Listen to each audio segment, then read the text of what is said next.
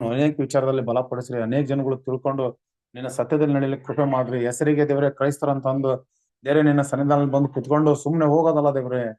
ಹಾಗೆ ಮಕ್ಕಳಿಗೆ ಕಂಡೀಷನ್ ಇರುತ್ತೋ, ನಮ್ಮ ಜೀವನ ಒಂದು ಕಂಡೀಷನ್ ಇದ್ರೆ ಹಾಗೆ ನಾವು ಮುಂದೆ ಬದುಕೋದನ್ನು ಕೂಡ ಹೌದು ಈ ಜೀವನವನ್ನು ಮಾಡುವಂತ ಒಂದು ಜೀವನವನ್ನು ಕೊಟ್ಟಿದ್ದಾಗ ಸ್ತೋತ್ರ ದೇವ್ರೆ. ಈ ಒಂದು ದಿನದಲ್ಲಿ ನಮ್ಮನ್ನು ನಾವು ತಗ್ಗಿಸ್ಕೊಳ್ತೇವಪ್ಪ. ಹಾಗೆ ದೇವ್ರೆ, ಹಾಗೆ ಎಲ್ಲ ಸಹೋದರರನ್ನು ಒಟ್ಟಾಗಿ ಸೇರಿ ಈ ಒಂದು ವಾಕ್ಯದ ಮೂಲಕವಾಗಿ ಬಲಪಡಿಸಿದಾಗ ಸ್ತೋತ್ರ. ಇಲ್ಲಿವರೆಗೂ ನಮ್ಮನ್ನ ತಾಳ್ಮೆಯಿಂದ ಕೇಳಿ ಈ ಪ್ರಾರ್ಥನೆಗೆ ದೇವರೇ ಏನಾದ್ರು ತಪ್ಪಾಗಿ ನಾವು ಪ್ರಾರ್ಥನೆ ಮಾಡಿ ದಯವಿಟ್ಟು ಕ್ಷಮಿಸ್ರಿ. ನಮ್ಮನ್ನ ನಾವು ತಗ್ಗಿಸ್ಕೊಳ್ತೇವಪ್ಪ. ಈ ಚಿಕ್ಕ ಪ್ರಾರ್ಥನೆ ನಮ್ಮ ರಕ್ಷಕನಾದ ಯೇಸುವಿನ ಹೆಸರಲ್ಲಿ ತಂದೆ, ಆಮೇನ್. ಆಮೇನ್.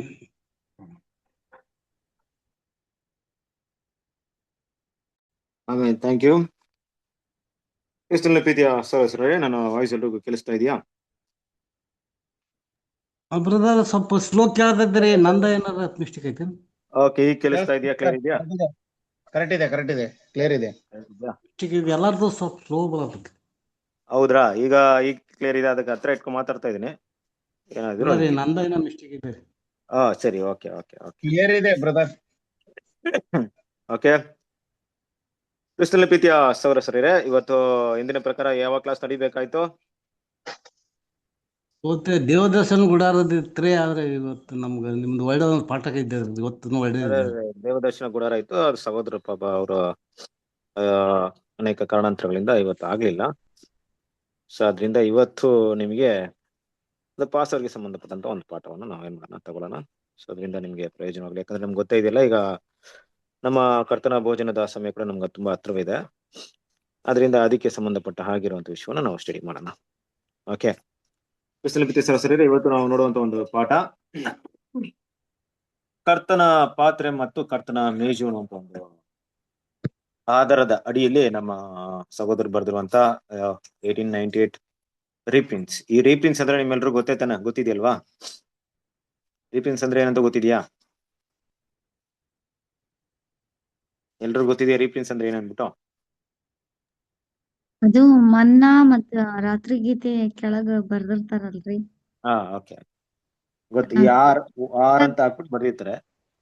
ಕೆಲವೊಂದು ಟೈಮಲ್ಲಿ ಝೆಡ್ ಅಂತ. ಬೇರೆ ಗೊತ್ತಿಲ್ಲ ಬ್ರದರ್ ನಮ್ಗೆ. ಓಕೆ, ರೀಪ್ರಿಂಟ್ಸ್ ಅಂದ್ರೆ ಏನಪ್ಪಾ ಅಂದ್ರೆ, ನಮ್ ರಜಲ್ ಬ್ರದರ್ ಅವರು ವ್ಯಾಲ್ಯೂಮ್ಸ್ ಎಲ್ಲ ಬರ್ದಿದ್ದಾರೆ, ಹಲವಾರು ವಿಷಯಗಳು ಬರ್ದಿದ್ದಾರೆ. ಬಟ್ ಅದನ್ನ ಬಿಟ್ಟು ಏನ್ ಮಾಡ್ತಿದ್ರು ಅಂದ್ರೆ, ಅಲ್ಲಿ ನಡೀತಿರುವಂತ ಸೆರ್ಮನ್ಸ್ ನ, ಅಂದ್ರೆ 15 ದಿವಸಕ್ಕೊಂದ್ಸರಿ ಆ ಸೆರ್ಮನ್ಸ್ ನ ಅವ್ರೇನೋ ಮಾತಾಡ್ತಿದ್ರು, ಅಲ್ಲಿ ಎಲ್ಲಿ ಸಬ್ಜೆಕ್ಟ್ ತಗೊಳ್ತಾ ಇದ್ರು, ಇದೆಲ್ಲ ಕೂಡ ಪುಸ್ತಕ ರೂಪದಲ್ಲಿ, ಬರಹದ ರೂಪದಲ್ಲಿ ಕನ್ವರ್ಟ್ ಮಾಡ್ತಾ ಇದ್ರು. ಜಿಯೋನ್ ವಾಚ್ ಟವರ್ ಅಂತ ಕರಿತಾ ಇದ್ವಿ. ಅದನ್ನ ಏನ್ ಮಾಡ್ತೀವಿ, ಅದನ್ನ ಮತ್ತೆ ಏನ್ ಮಾಡಿದ್ರೆ ಅದ್ರ ಹೊಸದಾಗಿ ಪ್ರಿಂಟ್ ಮಾಡಿದ್ರಿಂದ ಅದಕ್ಕೆ ರೀಪ್ರಿಂಟ್ಸ್ ಅಂತ ಕರಿತಾ ಇದ್ರು. ಸುಮಾರು 6,000ಗಿಂತ ಹೆಚ್ಚಾದ ಒಂದು ವಿಷಯಗಳ ಒಂದು ರೀಪ್ರಿಂಟ್ಸ್ ಇದೆ, ನಂಬರ್ಸ್ ಇದೆ. ಅದ್ರ ಮೇಲೆ ಒಂದೊಂದು, ಈಗ ನಾವು ಲೈಫ್ ಆಫ್ ಕ್ರೈಸ್ಟ್ ನೀವು ನೋಡಿರ್ಬೋದು. ಲೈಫ್ ಆಫ್ ಕ್ರೈಸ್ಟ್ ನೋಡ್ತೀರಾ, ಅದನ್ನ ಕ್ರಿಸ್ತನ ಜೀವಿತ ಅಂತ ಟಾಪಿಕ್ ನೋಡ್ತಿರಲ್ವಾ? ಲೈಫ್ ಆಫ್ ಕ್ರೈಸ್ಟ್ ಪಾಠ ಕೂಡ ಬ್ರದರ್ ಬರ್ದಿಲ್ಲ. ಅಂದ್ರೆ ಅವರು ಬರ್ದಿರೋಂತ ಎಲ್ಲಾ ವಿಷಯನ ಸಂಗ್ರಹ ಮಾಡಿ ಅದೊಂದು ಯೇಸು ಕ್ರಿಸ್ತನ ಬಗ್ಗೆ ಎಲ್ಲೆಲ್ಲ ಬರ್ದಿರ ಅಂತ ನೋಡಿದಾಗ ಅಲ್ಲಿ ಲೈಫ್ ಆಫ್ ಕ್ರೈಸ್ಟ್ ಅಂತ ಒಂದು ಬುಕ್ ಸಿಕ್ಕಿದೆ ನಮಗೆ ಅಷ್ಟೇ. ಅದು ಅವರಿಗೆ ಗೊತ್ತಿಲ್ಲ ಲೈಫ್ ಆಫ್ ಕ್ರೈಸ್ಟ್ ಅಂತ ಒಂದು ವಿಷಯ ಇರೋದು. ಅದಾದ ನಂತರ ಸಹೋದರರು ಪ್ರಯಾಸ ಪಟ್ಟವರು ತುಂಬಾ ಅದನ್ನು ಓದಿ ಸ್ಟಡಿ ಮಾಡಿ ಲೈಫ್ ಆಫ್ ಕ್ರೈಸ್ಟ್ ಅನ್ನೋ ಬುಕ್ ನ ತಂದಿದ್ದಾರೆ. ಹಾಗೆ ಮೆಮೊರಿಯಲ್ ಮೆಡಿಟೇಷನ್ ಅನ್ನೋದು ಕೂಡ ಒಂದು ಬುಕ್ಸ್ ಇದೆ. ಅಂದ್ರೆ ಮೆಮೊರಿಯಲ್ ಮೆಡಿಟೇಷನ್ ಅಂದ್ರೆ ಕರ್ತನಾದ ಯೇಸು ಕ್ರಿಸ್ತನ ಒಂದು ಕೊನೆಯ ದಿನಗಳಲ್ಲಿ ನಡೆದಂತ ವಿಷಯಗಳನ್ನ, ಅದ್ರ ಬಗ್ಗೆ ಸಹೋದರರು ಎಲ್ಲೆಲ್ಲ ಬರ್ದಿದಾರೋ ಅದನ್ನೆಲ್ಲ ಸಂಗ್ರಹ ಮಾಡಿ ಒಂದು ಆರ್ಡರ್ ಆಗಿ ಒಂದು ಮಾಡಿದ್ದಾರೆ. ಅದು ಕೂಡ ಒಂದು ಪುಸ್ತಕದ ರೂಪದಲ್ಲಿ ನಮಗೆ ಸಿಗುತ್ತೆ. ಸರಸರಿದ್ರೆ, ಈಗ ನಾವು ಒಂದು ಕಾಲಕ್ಕೆ ಸಂಬಂಧಪಟ್ಟಾಗ ನೋಡ್ಬೇಕು, ನಮ್ಮ ಸಹೋದರರು ಬರೆದಿರುವಂತ ಪುಸ್ತಕಗಳು ತುಂಬಾ ಹೆಚ್ಚಾಗಿದೆ. ಅದು ಮಾತ್ರವಲ್ಲ, ಅದನ್ನ ಓದಿ ಅರ್ಥ ಮಾಡ್ಕೊಳ್ಳೋದು ತುಂಬಾ ಕಷ್ಟನೇ ಇದೆ. ದೇವ್ರ ಮಕ್ಕಳು ನಾವು ಅದಕ್ಕೆ ಸಮಯ ಕೂಡ ತುಂಬಾ ಮುಖ್ಯವಾದಂತ ವಿಷಯ. ಯಾವುದೇ ಇದ್ರೂ ಕೂಡ ನಾವು ಸತ್ಯಕ್ಕೆ, ವಾದರಕ್ಕೆ, ಸತ್ಯವಾಕ್ಯಕ್ಕೆ ಅನುಗುಣವಾಗಿ ಆ ವಿಷಯವನ್ನ ನಾವು ಸ್ಟಡಿ ಮಾಡಕ್ ಹೋಗ್ತೀವಿ. ಇವತ್ತು ನಾವು ನೋಡುವಂತ ಒಂದು ವಿಷಯ ಏನಪ್ಪಾ ಅಂದ್ರೆ ಕರ್ತನ ಪಾತ್ರೆ ಮತ್ತು ಕರ್ತನ ಮೇಜು. ಇದು ಕೂಡ ಅವರು ಎಲ್ಲೋ ಒಂದ್ ಕಡೆ ಮಾತಾಡಿದ್ರೆ ಅದನ್ನ ಪುಸ್ತಕ ರೂಪದಲ್ಲಿ ತಂದಿದ್ರೆ ಅದನ್ನ ಅಲ್ಲಿ ನಾವು ನೋಡ್ತಿದ್ವಿ. The cup of the lord and the table of the lord. ಕರ್ತನ ಪಾತ್ರೆ, ಕರ್ತನ ಮೇಜು ಕೇಳಿದ್ರೆ ಈ ಪಾಠವನ್ನ ಇದಕ್ಕಿಂತ ಮೊದಲು ಎಲ್ಲಾದ್ರೂ ಬೇರೆ ರೀತಿಯಲ್ಲಿ ಎಲ್ಲಾದ್ರೂ ಕೇಳಿದಿರಾ?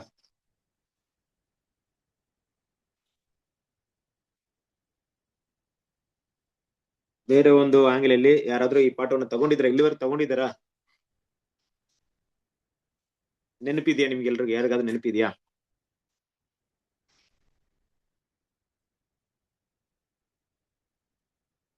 ಎಸ್ ಸಿಸ್ಟರ್, ನಿಮ್ಗೆ ಕೇಳ್ತಾ ಇದೀನಿ.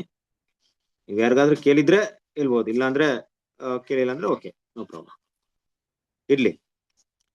ಓಕೆ, ಇವತ್ತು ನಾವು ನೋಡುವಂತ ಪಾಠದ ಒಂದು ಆಧಾರ ವಾಕ್ಯವನ್ನು ಓದೋಣ. 1 ಕೊರಿಂಥದವರಿಗೆ 10ನೇ ಅಧ್ಯಾಯ 21 ಮತ್ತು 22. 1 ಕೊರಿಂಥದವರಿಗೆ 10ನೇ ಅಧ್ಯಾಯ 21 ಮತ್ತು 22. ನೀವು ಕರ್ತನ ಪಾತ್ರೆ ಮತ್ತು ದೇವಗಳ ಪಾತ್ರೆ ಇವುಗಳೊಳಗೆ ಒಂದರಲ್ಲಿಯೇ ಹೊರತು ಎರಡರಲ್ಲಿಯೂ ಕುಡಿಯಲಾರಿರಿ. ಕರ್ತನ ಪಂಕ್ತಿ ಮತ್ತು ದೇವಗಳ ಪಂಕ್ತಿ ಇವುಗಳೊಳಗೆ ಒಂದರಲ್ಲಿಯೇ ಹೊರತು ಎರಡರಲ್ಲಿಯೂ ಊಟ ಮಾಡಲಾರಿರಿ. ಕರ್ತನನ್ನು ರೇಗಿಸಬೇಕೆಂದಿದ್ದೇವೋ? ಆತನಿಗಿಂತಲೂ ನಾವು ಬಲಿಷ್ಠರೇನು? ಓಕೆ, ಕ್ರಿಸ್ತನ ಪಿಜೆ ಸರಸ್ವರರೇ, ಇಲ್ಲಿ ವಾಕ್ಯ ಹೇಳ ಪ್ರಕಾರವಾಗಿ ನೀವು ಕರ್ತನ ಪಾತ್ರೆಯಲ್ಲಿಯೂ ದೆವ್ವಗಳ ಪಾತ್ರೆಯಲ್ಲಿಯೂ ಕುಡಿಯಲಾರಿರಿ, ಎರಡರಲ್ಲೂ ಕುಡಿಯಲಾರಿರಿ. ನೀವು ಕರ್ತನ ಮೇಜಿನಲ್ಲಿಯೂ ದೆವ್ವಗಳ ಮೇಜಿನಲ್ಲಿಯೂ ಪಾಲುಗಾರರಾಗಲಾರಿರಿ ಅಂತ ವಾಕ್ಯ ಇದೆ.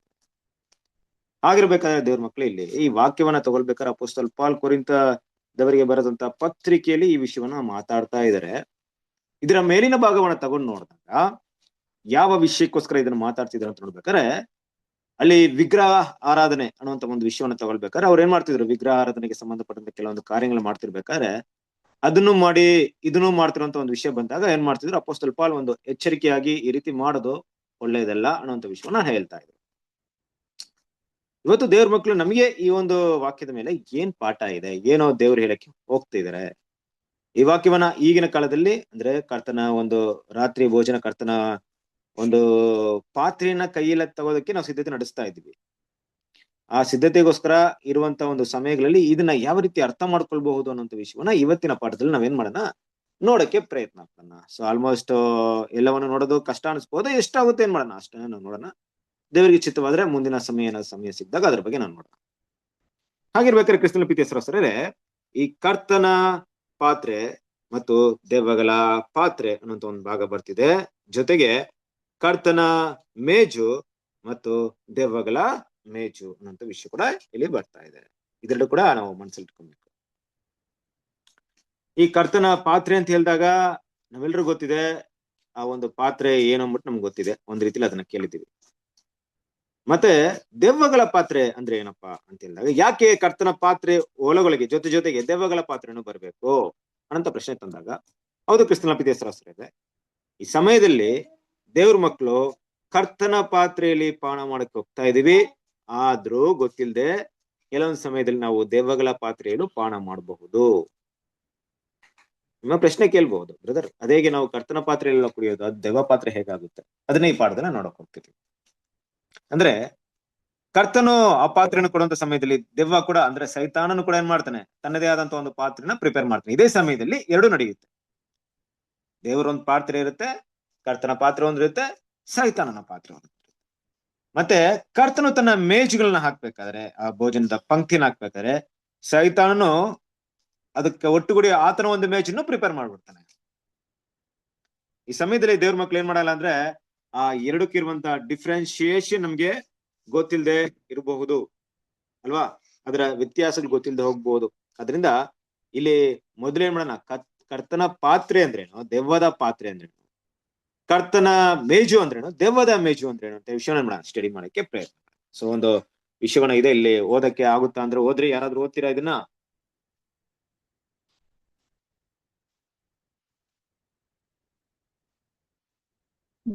ದೇವರಿಗೆ ಇನ್ನೂ ನಿಷ್ಠರಾಗಿಯೂ ಸತ್ಯವಂತರಾಗಿಯೂ ಇರುವ ಹೃದಯಗಳು ಮೊದಲಿಗೆ ಇಂತಹ ಎಚ್ಚರಿಕೆಯನ್ನು ವಿಚಿತ್ರವಾಗಿ ಭಾವಿಸಬಹುದು ಮತ್ತು ಹೀಗೆ ಹೇಳಬಹುದು, ಪೌಲನೇ, ನಮಗೆ ಸೈತಾನನ ವಸ್ತುಗಳನ್ನು ಮುಟ್ಟಲು, ರುಚಿ ನೋಡಲು ಅಥವಾ ನಿರ್ವಹಿಸಲು ಯಾವುದೇ ಬಯಕೆ ಇಲ್ಲದಿರುವಾಗ ನಮಗೆ ಯಾಕೆ ಇಷ್ಟೊಂದು ಸಲಹೆ ನೀಡಬೇಕು? ಇಂತಹ ಸಲಹೆಯು ಕರ್ತನಿಗೆ ನಮ್ಮ ನಿಷ್ಠೆಯ ಬಗ್ಗೆ ಸ್ವಲ್ಪ ಅಪನಂಬಿಕೆಯನ್ನು ಸೂಚಿಸುವಂತೆ ತೋರುತ್ತದೆ. ಆದರೆ ಪೌಲನು ಉತ್ತರಿಸುತ್ತಾನೆ, ಆದ ಕಾರಣ ನಿಂತಿದ್ದವನೆಂದು ನೆನೆಸುವವನು. ಓಕೆ, ಇಲ್ಲಿ ಏನಪ್ಪ ವಿಷಯ ಬಂತು ಅಂತ ನೋಡಿದಾಗ ಕ್ರಿಸ್ತನ ಪ್ರೀತಿಯ ನಮ್ಮ ಒಂದು ಮನಸ್ಸಿನಲ್ಲಿ ಒಂದು ಪ್ರಶ್ನೆ. ಕರೆಕ್ಟು, ಈ ದೆವ್ವಗಳಿಗೂ ಸೈತಾನ ವಿಷಯಗಳಿಗೂ ಯಾವುದಕ್ಕೂ ನಮಗೂ ಸಂಬಂಧ ಇಲ್ಲ, ನಾವು ಆ ವಿಷಯಗಳನ್ನ ಮುಟ್ಟಕ್ಕೆ ಹೋಗಲ್ಲ, ಅದ್ ನಮ್ಗೆ ಬೇಕಾಗೂ ಇಲ್ಲ, ಅದ್ರ ಬಯಕೆ ನಮ್ಗಿಲ್ಲ. ಇಲ್ದೇ ಇರ್ಬೇಕಾದ್ರೆ ಯಾಕೆ ಈ ರೀತಿಯಾದ ಸಲಹೆ ಕೊಡ್ತಾ ಇದ್ದೀರಾ? ದೆವ್ವಗಳ ಪಾತ್ರೆನ ಮುಟ್ಬೇಡಿ ಅಂತ ಯಾಕೆ ಹೇಳ್ತಾರೆ? ಯಾಕೆ ನಾವು ಮುಟ್ಬೇಕು? ನಮ್ಗೆ ಅವಶ್ಯಕತೆ ಇಲ್ಲ. ಅದೇನನ್ನ ಸೂಚಿಸುತ್ತೆ ಅಂದ್ರೆ, ನಾವು ದೇವರ ಪಾತ್ರೆನ, ಕರ್ತನ ಪಾತ್ರೆನ ನಾವು ತಗೊಳ್ತಾ ಇದೀವಿ, ದೇವರಿಗೆ ನಂಬಿಕೆ ಇಲ್ವಾ? ಅಲ್ವಾ? ಸೊ ನಮ್ಮ ಮೇಲೆ ಆ ರೀತಿಯಾದಂತ ಭಾವನೆ ಬೆಳೆಸ್ಕೊಂಡಿದ್ರ? ಖಂಡಿತ ನಾವು ಆ ರೀತಿ ಮಾಡಲ್ವಲ್ಲ. ಮತ್ತೆ ಈ ರೀತಿಯಾದಂತ ಒಂದು ಆಲೋಚನೆ, ಸಲಹೆ ನಮ್ಗೆ ಏನಕ್ ಬೇಕು ಅನ್ನುವಂತ ಒಂದು ಪ್ರಶ್ನೆ ನಮ್ಮಲ್ಲಿ ಬರಬಹುದು ಒಂದ್ ವೇಳೆ. ಪೌಲ್ ಹೇಳುವಂತ ವಿಷಯ ಏನಪ್ಪಾ ಅಂದ್ರೆ, ಆದ ಕಾರಣ ನಿಂತಿದ್ದೇನೆಂದು ನೆನೆಸುವವನು ಬೀಳದಂತೆ ಎಚ್ಚರಿಕೆಯಾಗಿರಲಿ. ಅಲ್ವಾ? ಯಾಕೆ ಈ ಮಾತು ಹೇಳ್ತಾ ಇದಾರೆ ಅಂತ ನೋಡ್ಬೇಕಾದ್ರೆ, ಹೌದು ಕ್ರಿಸ್ತನ್ ಪ್ರಿಯ ಸಹೋದರರೇ, ದೇವರ ಮಕ್ಕಳು ನಾವು ಓಟವನ್ನ ಓಡ್ತಾ ಇದೀವಿ, ಓಟವನ್ನ ಆರಂಭಿಸಿದೀವಿ, ಇನ್ನ ಓಟವನ್ನ ಅಂತ್ಯ ಮಾಡಿಲ್ಲ. ನಾವು ರಣರಂಗದಲ್ಲಿ ಇದ್ದೀವಿ, ಯುದ್ಧ ಭೂಮಿಯಲ್ಲಿ ಇದ್ದೀವಿ, ಯುದ್ಧವನ್ನ ಮಾಡ್ತಿದ್ದೀವಿ, ಯುದ್ಧದಲ್ಲಿ ಇನ್ನೂ ಗೆಲ್ಲಿಲ್ಲ. ನಮಗಿರುವಂತ ಶೋಧನೆಗಳು ಪ್ರತಿದಿನ ಬರ್ತಾ ಇದೆ. ಆ ಶೋಧನೆಗಳ ಸಂಪೂರ್ಣವಾಗಿ ನಾವಿನ್ನೂ ಜಯಿಸಿಲ್ಲ. ಅದರಿಂದ ಈ ಕಾರಣಗಳು ಏನಪ್ಪಾ ಅಂದ್ರೆ, ಯಾವುದೇ ಸಮಯದಲ್ಲಿ ಒಬ್ಬ ದೇವರ ಮಗು, ದೇವರ ಮಗಳು ಇಲ್ಲಿ ಮಾಡಬಾರ್ದಂತ ವಿಷಯ ಏನಪ್ಪಾ ಅಂದ್ರೆ, ನಾನು ಸಂಪೂರ್ಣವಾಗಿ ಜಯಿಸಿದ್ದೀನಿ ಅನ್ನುವಂಥ ವಿಷಯ ಇರ್ಬೋದು, ನಾನು ಎಲ್ಲವನ್ನ ಮಾಡಿ ಮುಗಿಸಿದೀನಿ ಅನ್ನೋಂಥ ವಿಷಯ ಇರ್ಬೋದು, ಇಲ್ಲವೇ ನಾನು ಕ್ರಿಸ್ತನ ಸ್ವರೂಪದಲ್ಲಿ ಬೆಳೆದು ಬಿಟ್ಟಿದ್ದೀನಿ, ನಾನು ಪರ್ಫೆಕ್ಟ್ ಆಗ್ಬಿಟ್ಟಿದ್ದೀನಿ, ನನ್ನಲ್ಲಿ ಯಾವುದೇ ದೋಷವಿಲ್ಲ ಅನ್ನೋಂಥ ವಿಷಯ ಆಗಿರ್ಬೋದು. ಈ ರೀತಿಯ ಅಂತ ಮನೋಭಾವನೆ ಬಂದ್ಬಿಟ್ರೆ ಇಟ್ಸ್ ಅ ಡೇಂಜರಸ್, ಇದೊಂದು ಅಪಾಯಕರವಾದಂತ ವಿಷಯ. ಯಾಕಂದ್ರೆ ನಾನು ಅಂತವನಲ್ಲ, ನಾನು ಹಾಗೆ ಅಲ್ಲ, ನಾನು ಮಿಸ್ಟೇಕೇ ಇಲ್ಲ ಅಂತ ಹೇಳಂಗಿಲ್ಲ. ಎಲ್ಲೋ ಒಂದ್ ಕಡೆ ನಮ್ಮಲ್ಲಿ ಮಿಸ್ಟೇಕ್ ಇದ್ದೇ ಇರುತ್ತೆ ಅಲ್ವಾ?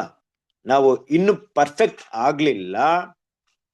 ಇನ್ನೊಂದು ಕಡೆ ಇಲ್ಲ ನಾನು ನಿಂತಿದ್ದೀನಿ ಅಂತ ಹೇಳಿದಾಗ, ನಾನು ಎಲ್ಲಾ ರೀತಿಯಲ್ಲಿ ಕ್ರಿಸ್ತನ ಸಾರೂಪ್ಯದ ಮೇರೆಗೆ ಬೆಳೆದು ನಿಂತಿದ್ದೀನಿ ಅಂತ ಒಂದು ಭಾವನೆ ಬಂದಾಗ, ಇನ್ನೊಂದು ಅಪಾಯಕರವಾದ ಸನ್ನಿವೇಶ ಏನಪ್ಪಾ ಅಂದ್ರೆ, ಇನ್ನು ನನ್ನ ಸಮಯಗಳು ಇನ್ನೂ ಮುಕ್ತಾಯವಾಗ್ಲಿಲ್ಲ, ನನ್ನ ಶೋಧನೆಯ ಸಮಯಗಳು ಇನ್ನೂ ಮುಕ್ತಾಯವಾಗ್ಲಿಲ್ಲ.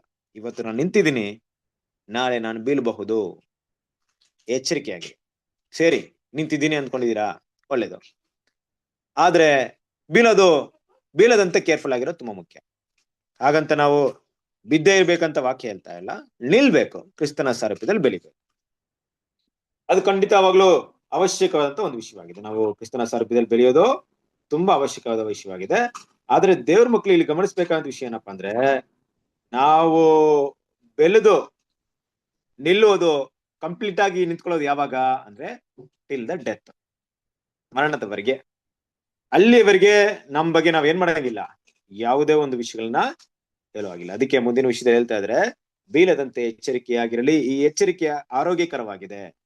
ಈ ಎಚ್ಚರಿಕೆಯು ಆರೋಗ್ಯಕರವಾಗಿದೆ ಅಂದ್ರೆ ಏನಪ್ಪಾ? ಎಚ್ಚರಿಕೆ ಆಗಿರೋ ತಪ್ಪ?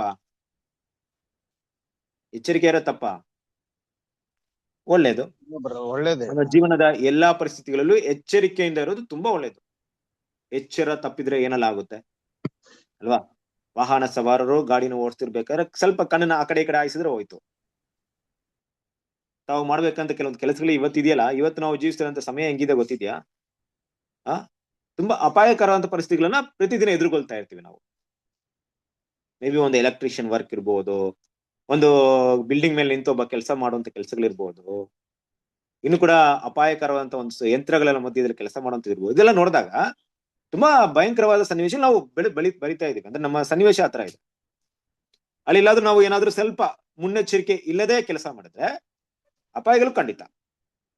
ಈ ಭೂಮಿಗೆ ಸಂಬಂಧಪಟ್ಟಂತ ಜೀವಕ್ಕೆ ಇಷ್ಟೊಂದು ಎಚ್ಚರಿಕೆ ಬೇಕಾಗಿರ್ಬೇಕಾದ್ರೆ, ಪರಲೋಕದ ಕರೆಯನ್ನು ಹೊಂದಕ್ಕೆ ಹೋಗ್ತಿರುವಂತ ನಾವು ಆ ಪರಲೋಕದ ವಿಷಯಗಳೆಲ್ಲ ಕುರಿತಾಗಿ ಎಷ್ಟು ಎಚ್ಚರಿಕೆಯಿಂದ ಇರಬೇಕು. ಎಚ್ಚರಿಕೆ ಅಂದ್ರೆ ಯಾವುದೋ ಒಂದು ವಿಷಯ ನನ್ನನ್ನ ಬೀಳಿಸೋದಕ್ಕೆ ಒಳಸಂಚು ಮಾಡ್ತಾ ಇರುವಂತೆ ಇಲ್ಲಿ ಕಾಣಿಸ್ತಾ ಇದೆ. ಅಂದ್ರೆ ನಾನು ಬೀಳೋದಕ್ಕೆ ಪ್ಲಾನ್ ಮಾಡ್ತಿರುವಂತ ಅನೇಕ ಶೋಧನೆ ನನ್ನ ಮುಂದೆ ತಿರುಗಾಡ್ತಿರೋದನ್ನ ನಾನು ಗಮನಿಸ್ತಾ ಇರ್ಬೇಕು. ಯಾಕೆಂದ್ರೆ ನಮ್ಮ ಪರೀಕ್ಷೆ ಮತ್ತು ಶೋಧನೆ ಇನ್ನೂ ಪೂರ್ಣಗೊಂಡಿಲ್ಲ. ಕರ್ತನು ತನ್ನ ಪಾತ್ರೆಯನ್ನು ನಮಗೆ ನೀಡುತ್ತಿರುವಾಗಲೇ ಸೈತಾನು ಸಹ ಬೆಳಕಿನ ದೂತನಂತೆ ತೋರಿ ಮಹಾ ಕುತಂತ್ರದಿಂದ ತನ್ನ ಪಾತ್ರೆಯನ್ನು ಮುಂದಿಡುತ್ತಾನೆ. ಕರ್ತನು ತನ್ನ ಭೋಜನದ ಮೇಜನ್ನು ಸಿದ್ಧಪಡಿಸುವಾಗ ಸೈತಾನು ಸಹ ತನ್ನ ಮೇಜನ್ನು ಸಿದ್ಧಪಡಿಸುತ್ತಾನೆ. ಈಗ ಎಚ್ಚರಿಕೆ ಏನಕ್ಕೆ ಅಂದ್ರೆ, ಯಾವುದು ಕರ್ತನ ಪಾತ್ರೆ, ಯಾವುದು ಸೈತಾನನ ಪಾತ್ರೆ, ಯಾವುದು ಕರ್ತನ ಮೇಜು, ಯಾವುದು ಸೈತಾನನ ಮೇಜು ಅಂತ ಕಂಡುಹಿಡಿಯುವುದು ತುಂಬಾ ಎಚ್ಚರಿಕೆಯಿಂದ ಇರಬೇಕು ಅಲ್ವಾ? ಯಾರು ಗೊತ್ತಿಲ್ಲ, ಯಾರು ಕುಡಿತಾರೆ, ಯಾವ ಪಾತ್ರೆಯಲ್ಲಿ ಕುಡಿತಾರೆ ಅಂತ ಗೊತ್ತಿಲ್ಲ. ಕುಡ್ದವ್ರಿಗೆ ಗೊತ್ತು. ಹೊರನೋಟಿಕೆ ಆ ಪಾತ್ರೆಯಲ್ಲಿ ಸೈತಾನನ ಪಾತ್ರೆ ಅಂತ ಬರ್ದಿಟ್ಬಿಟ್ರೆ, ಹೊರನೋಟಿಕೆ ನಾವು ಕುಡಿಯುವಂತ ಪಾತ್ರೆಯಲ್ಲಿ ದೆವ್ವದ ಪಾತ್ರೆ ಇಲ್ಲ ದೇವರ ಪಾತ್ರೆ ಅಂತ ಬರ್ದಿಟ್ಬಿಟ್ಟಿದ್ರೆ, ಕುಡ್ದಾಗ ನೋಡ್ಬಿಡ್ಬೋದು, ಬ್ರದರ್ ನೀವು ಕುಡಿತಾ ಇದ್ರ ದೆವ್ವದ ಪಾತ್ರೆ, ನೋಡ್ರಿ ನಿಮ್ ಕಪ್ಪಲ್ ಬರ್ದೈತೆ ದೆವ್ವದ ಪಾತ್ರೆ ಅಂತ, ನೀವು ದೆವ್ವದ ಪಾತ್ರೆ ಕುಡಿದು ಬಿಟ್ರಿ ಅಂತ ಹೇಳ್ಬಹುದು, ಕಂಡಿಡಿಬಹುದು. ಇದು ಆ ರೀತಿಯಾದಂತ ಪಾತ್ರೆ ಅಲ್ಲ ಕ್ರಿಸ್ತನ ಪ್ರೀತಿಯ ಸಹೋದರರೇ. ಇದು ಎಲ್ಲರ ಕಣ್ಣಿಗೆ ತೋರಿಸುವಂತ ಪಾತ್ರೆ ಅಲ್ವೇ ಅಲ್ಲ. ಹಾಗಾಗಿ ದೇವರ ಮಕ್ಕಳು ಇಲ್ಲಿ ಗಮನಿಸಬೇಕಂತ ವಿಷಯ, ಎಚ್ಚರಿಕೆ ಅನ್ನೋದು ತುಂಬಾ ಮುಖ್ಯವಾದಂತ ವಿಷಯ ಅಲ್ವಾ. ಯಾಕಂದ್ರೆ ನಾವು ಇದನ್ನ ಗುರುತಿಸುವಂತ ಕೆಲಸ ಬೇರೊಬ್ರು ನಮಗೋಸ್ಕರ ಬಂದು ಬ್ರದರ್ ಈ ಪಾತ್ರೆಯಲ್ಲಿ ಕುಡೀರಿ, ಹಿಂಗೆ ಮಾಡ್ರಿ ಅಂತ ಯಾವಾಗ್ಲೂ ಹೇಳಲ್ಲ. ನಾವು ಹೇಗೆ ಕುಡಿತೀವಿ ಅನ್ನೋದು ನಮ್ಮ ವೈಯಕ್ತಿಕವಾಗಿರುತ್ತೆ. ನಾವು ಕುಡಿದಂತ ಪಾತ್ರೆ ಅಂದ್ರೆ ಯಾವ ಪಾತ್ರೆಯಲ್ಲಿ ಕುಡ್ದಿರೋದು ಅನ್ನೋದು ನಮಗೆ ಮಾತ್ರ ಗೊತ್ತಿರುತ್ತೆ. ನಾನು ಹೇಳ್ತಿರೋ ನಿಮ್ಗೆ ಅರ್ಥವಾಗಿರ್ಬೋದು. ನಾವು ಕುಡಿತಿರುವಂತ ಪಾತ್ರೆ ಅಂದ್ರೆ ಪಾಸ್ ಓವರ್ ದಿವಸ ಬರುತ್ತಲ್ಲ, ಮಾರ್ಚ್ 31 ಇವಾಗ ಯಾವಾಗ ಬರ್ತಾರೆ ಈ ಸರಿ ಪಾಸ್ ಓವರ್ ಯಾವಾಗ ಬರ್ತಾ ಇದೆ? 31 ಮಾರ್ಚ್ 31ಗೆ ಬರುತ್ತೆ. ಮಾರ್ಚ್ 31 ಪಾಸ್ ಓವರ್ ಬರ್ತಾ ಇದೆ. ಆ ಪಾಸ್ ಓವರ್ ದಿವಸ ಹೋಗ್ಬಿಟ್ಟು ಕುಡಿಯುವಂತ ಪಾತ್ರೆ ಎಲ್ಲರ ಕೈ ಮುಂದೆ ಪಾತ್ರೆ ಬರುತ್ತೆ, ಒಂದು ಕಪ್ಪು, ಅದ್ರಲ್ಲಿ ಸ್ವಲ್ಪ ದ್ರಾಕ್ಷಿ ರಸ ಇರುತ್ತೆ. ಆ ಪಾತ್ರೆಯಲ್ಲಿ ಮಾತಾಡ್ತಿದ್ರೆ ಅಂದ್ರೆ ಖಂಡಿತ ಇಲ್ಲ. ಅದೊಂದು ಸಿಂಬಲ್ ಅಲ್ವಾ, ಅದೊಂದು ಗುರುತು ಅಷ್ಟೇ. ಒಂದು ನಾವು ಅದನ್ನ ಹೇಳಿದಂತ ವಿಷಯವನ್ನ ಮಾಡ್ತೀವಿ, ಅದರ ಹಿನ್ನೆಲೆ ಬೇರೆ. ಆ ಪಾತ್ರೆನ ಕುಡಿತಾ ಇರೋದು ಏನಕ್ಕೆ, ಏನ್ ಮಾಡ್ತಾ ಇದೀವಿ, ಹಿನ್ನೆಲೆ ಬೇರೆ. ಹೇಗೆ ನಾವು ದೀಕ್ಷೆಸ್ನಾನ ತಗೊಳ್ತೀವೋ, ಎಲ್ಲರ ಮುಂದೆ ಒಂದು ನಿದರ್ಶನವಾಗಿ ಎಲ್ಲರ ಮುಂದೆ ತೋರ್ಸ್ಕೊಳಕ್ಕೆ ಒಂದು ವಿಷಯವನ್ನ ಮಾಡ್ತೀವೋ, ಅದೇ ರೀತಿಯಾಗಿ ಇಲ್ಲಿ ಕೂಡ ಏನಾಗ್ತಿದೆ ಅಂದ್ರೆ ಆ ಪಾತ್ರೆಯಲ್ಲಿ ಪಾನ ಮಾಡ್ತಾ ಇದೀವಿ, ಬಟ್ ಅದ್ರ ಬಗ್ಗೆ ಇಲ್ಲಿ ಮಾತಾಡ್ತಾ ಇಲ್ಲ.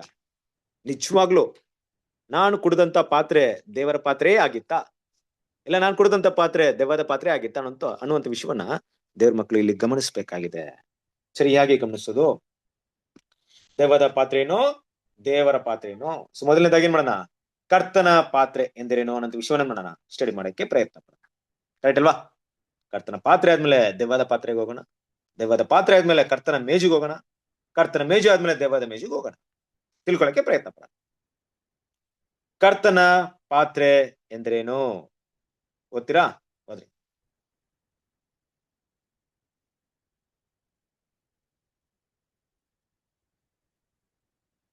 ಓದ್ರಿ ಅಮ್ಮ, ಯಾರಾದ್ರೂ ಓದ್ತೀರಾ? ಸ್ಕ್ರೀನ್ ಕಾಣಿಸ್ತಾ ಇದೆಯಾ? ಕರ್ತನ ಪಾತ್ರೆ ಎಂದರೇನು? ಕರ್ತನು ಅದರ ಬಗ್ಗೆ ಹೇಳಿದ ಮಾತುಗಳನ್ನು ನೆನಪಿಸಿಕೊಳ್ಳಿ. ತಂದೆ ನನಗೆ ಕೊಟ್ಟಿರುವ ಪಾತ್ರೆಯಲ್ಲಿ ನಾನು ಕುಡಿಯಬಾರದು. ಮತ್ತೊಮ್ಮೆ ಅದರ ಕಹಿಯಾದ ಅಂತಿಮ ಭಾಗವನ್ನು ಆತನು ಅನುಭವಿಸಬೇಕಾಗಿದ್ದಾಗ ಆತನು ಈ ರೀತಿಯಾಗಿ ಪ್ರಾರ್ಥಿಸಿದನು.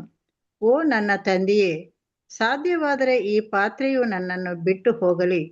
ರುಚಿ ಆದಾಗ್ಯೂ ನನ್ನ ಚಿತ್ತದಂತೆ ಅಲ್ಲ, ನಿನ್ನ ಚಿತ್ತದಂತೆಯೇ ಆಗಲಿ. ಮತ್ತೊಂದು ಬಾರಿ, ಓ ನನ್ನ ತಂದೆಯೇ, ನಾನು ಈ ಪಾತ್ರೆಯಲ್ಲಿ ಕುಡಿಯದ ಹೊರತು ಇದು ನನ್ನನ್ನು ಬಿಟ್ಟು ಹೋಗಕೂಡದಾಗಿದ್ದರೆ ನಿನ್ನ ಚಿತ್ತದಂತೆಯೇ ಆಗಲಿ ಅಂದನು. ಇದು ಮರಣದವರೆಗೂ ತ್ಯಾಗದ ಪಾತ್ರೆಯಾಗಿದೆ, ಮತ್ತು ಇದು ಕೇವಲ ತ್ಯಾಗದ ಪಾತ್ರೆ ಮಾತ್ರವಲ್ಲ, ಬದಲಾಗಿ ಗೌರವ ಮತ್ತು ಮಾನವೀಯತೆಯು ಪ್ರೀತಿಸುವ ಎಲ್ಲದರ ತ್ಯಾಗವೂ ಅವಶ್ಯವೇ ಆಗಿದೆ. ಅವಮಾನಗಳು, ಹಿಂಸೆಗಳು, ನಂಬಿಕೆ, ತಾಳ್ಮೆ, ತೀವ್ರ ಪರೀಕ್ಷೆಗಳ ಮಧ್ಯದಲ್ಲಿ ಜೀವನವನ್ನು ತ್ಯಾಗ ಮಾಡಲಾಗುತ್ತದೆ. Okay, thank you. ತುಂಬಾ ಮಿಸ್ಟೇಕ್ ಇತ್ತು, ಆದ್ರೂ ಕೂಡ ಕರೆಕ್ಟ್ ಆಗಿ ಓದಿದ್ರಿ, ತುಂಬಾ ಥ್ಯಾಂಕ್ ಯು. ಓಕೆ, ಸೊ ಅಲ್ಲಿ ನಾನು ಅದನ್ನ ಗೂಗಲ್ ಟ್ರಾನ್ಸ್ಲೇಟ್ ಮಾಡ್ಬೇಕಾದ್ರೆ ಸ್ವಲ್ಪ ಮಿಸ್ಟೇಕ್ ಆಗ್ಬಿಡಿ, ಸಾರಿ. ಕ್ರಿಸ್ತನ ಪ್ರೀತಿಯ ಸಹೋದರರೇ, ಕರ್ತನ ಪಾತ್ರೆ ಎಂದ್ರೇನು ನೆನಪಿಸ್ಕೊಳ್ಳೋಣ, ನಾವೆಲ್ಲರೂ ನೆನಪಲ್ಲಿ ಇಟ್ಕೊಳ್ಳೋಣ. ಈ ಕರ್ತನ ಪಾತ್ರೆ ಎಂದ್ರೇನು ಅಂತ ಹೇಳಿದಾಗ, ನಾನು ಕುಡಿಯೋ ಪಾತ್ರೆಯಲ್ಲಿ ನೀವು ಕುಡಿಯೋಕೆ ಸಾಧ್ಯತೆ ಇದೆಯಾ ಅಂತ ಶಿಷ್ಯರ ಮಧ್ಯದಲ್ಲಿ ಒಂದ್ಸರಿ ಯೇಸು ಕ್ರಿಸ್ತನ ಕೇಳ್ತಾರೆ.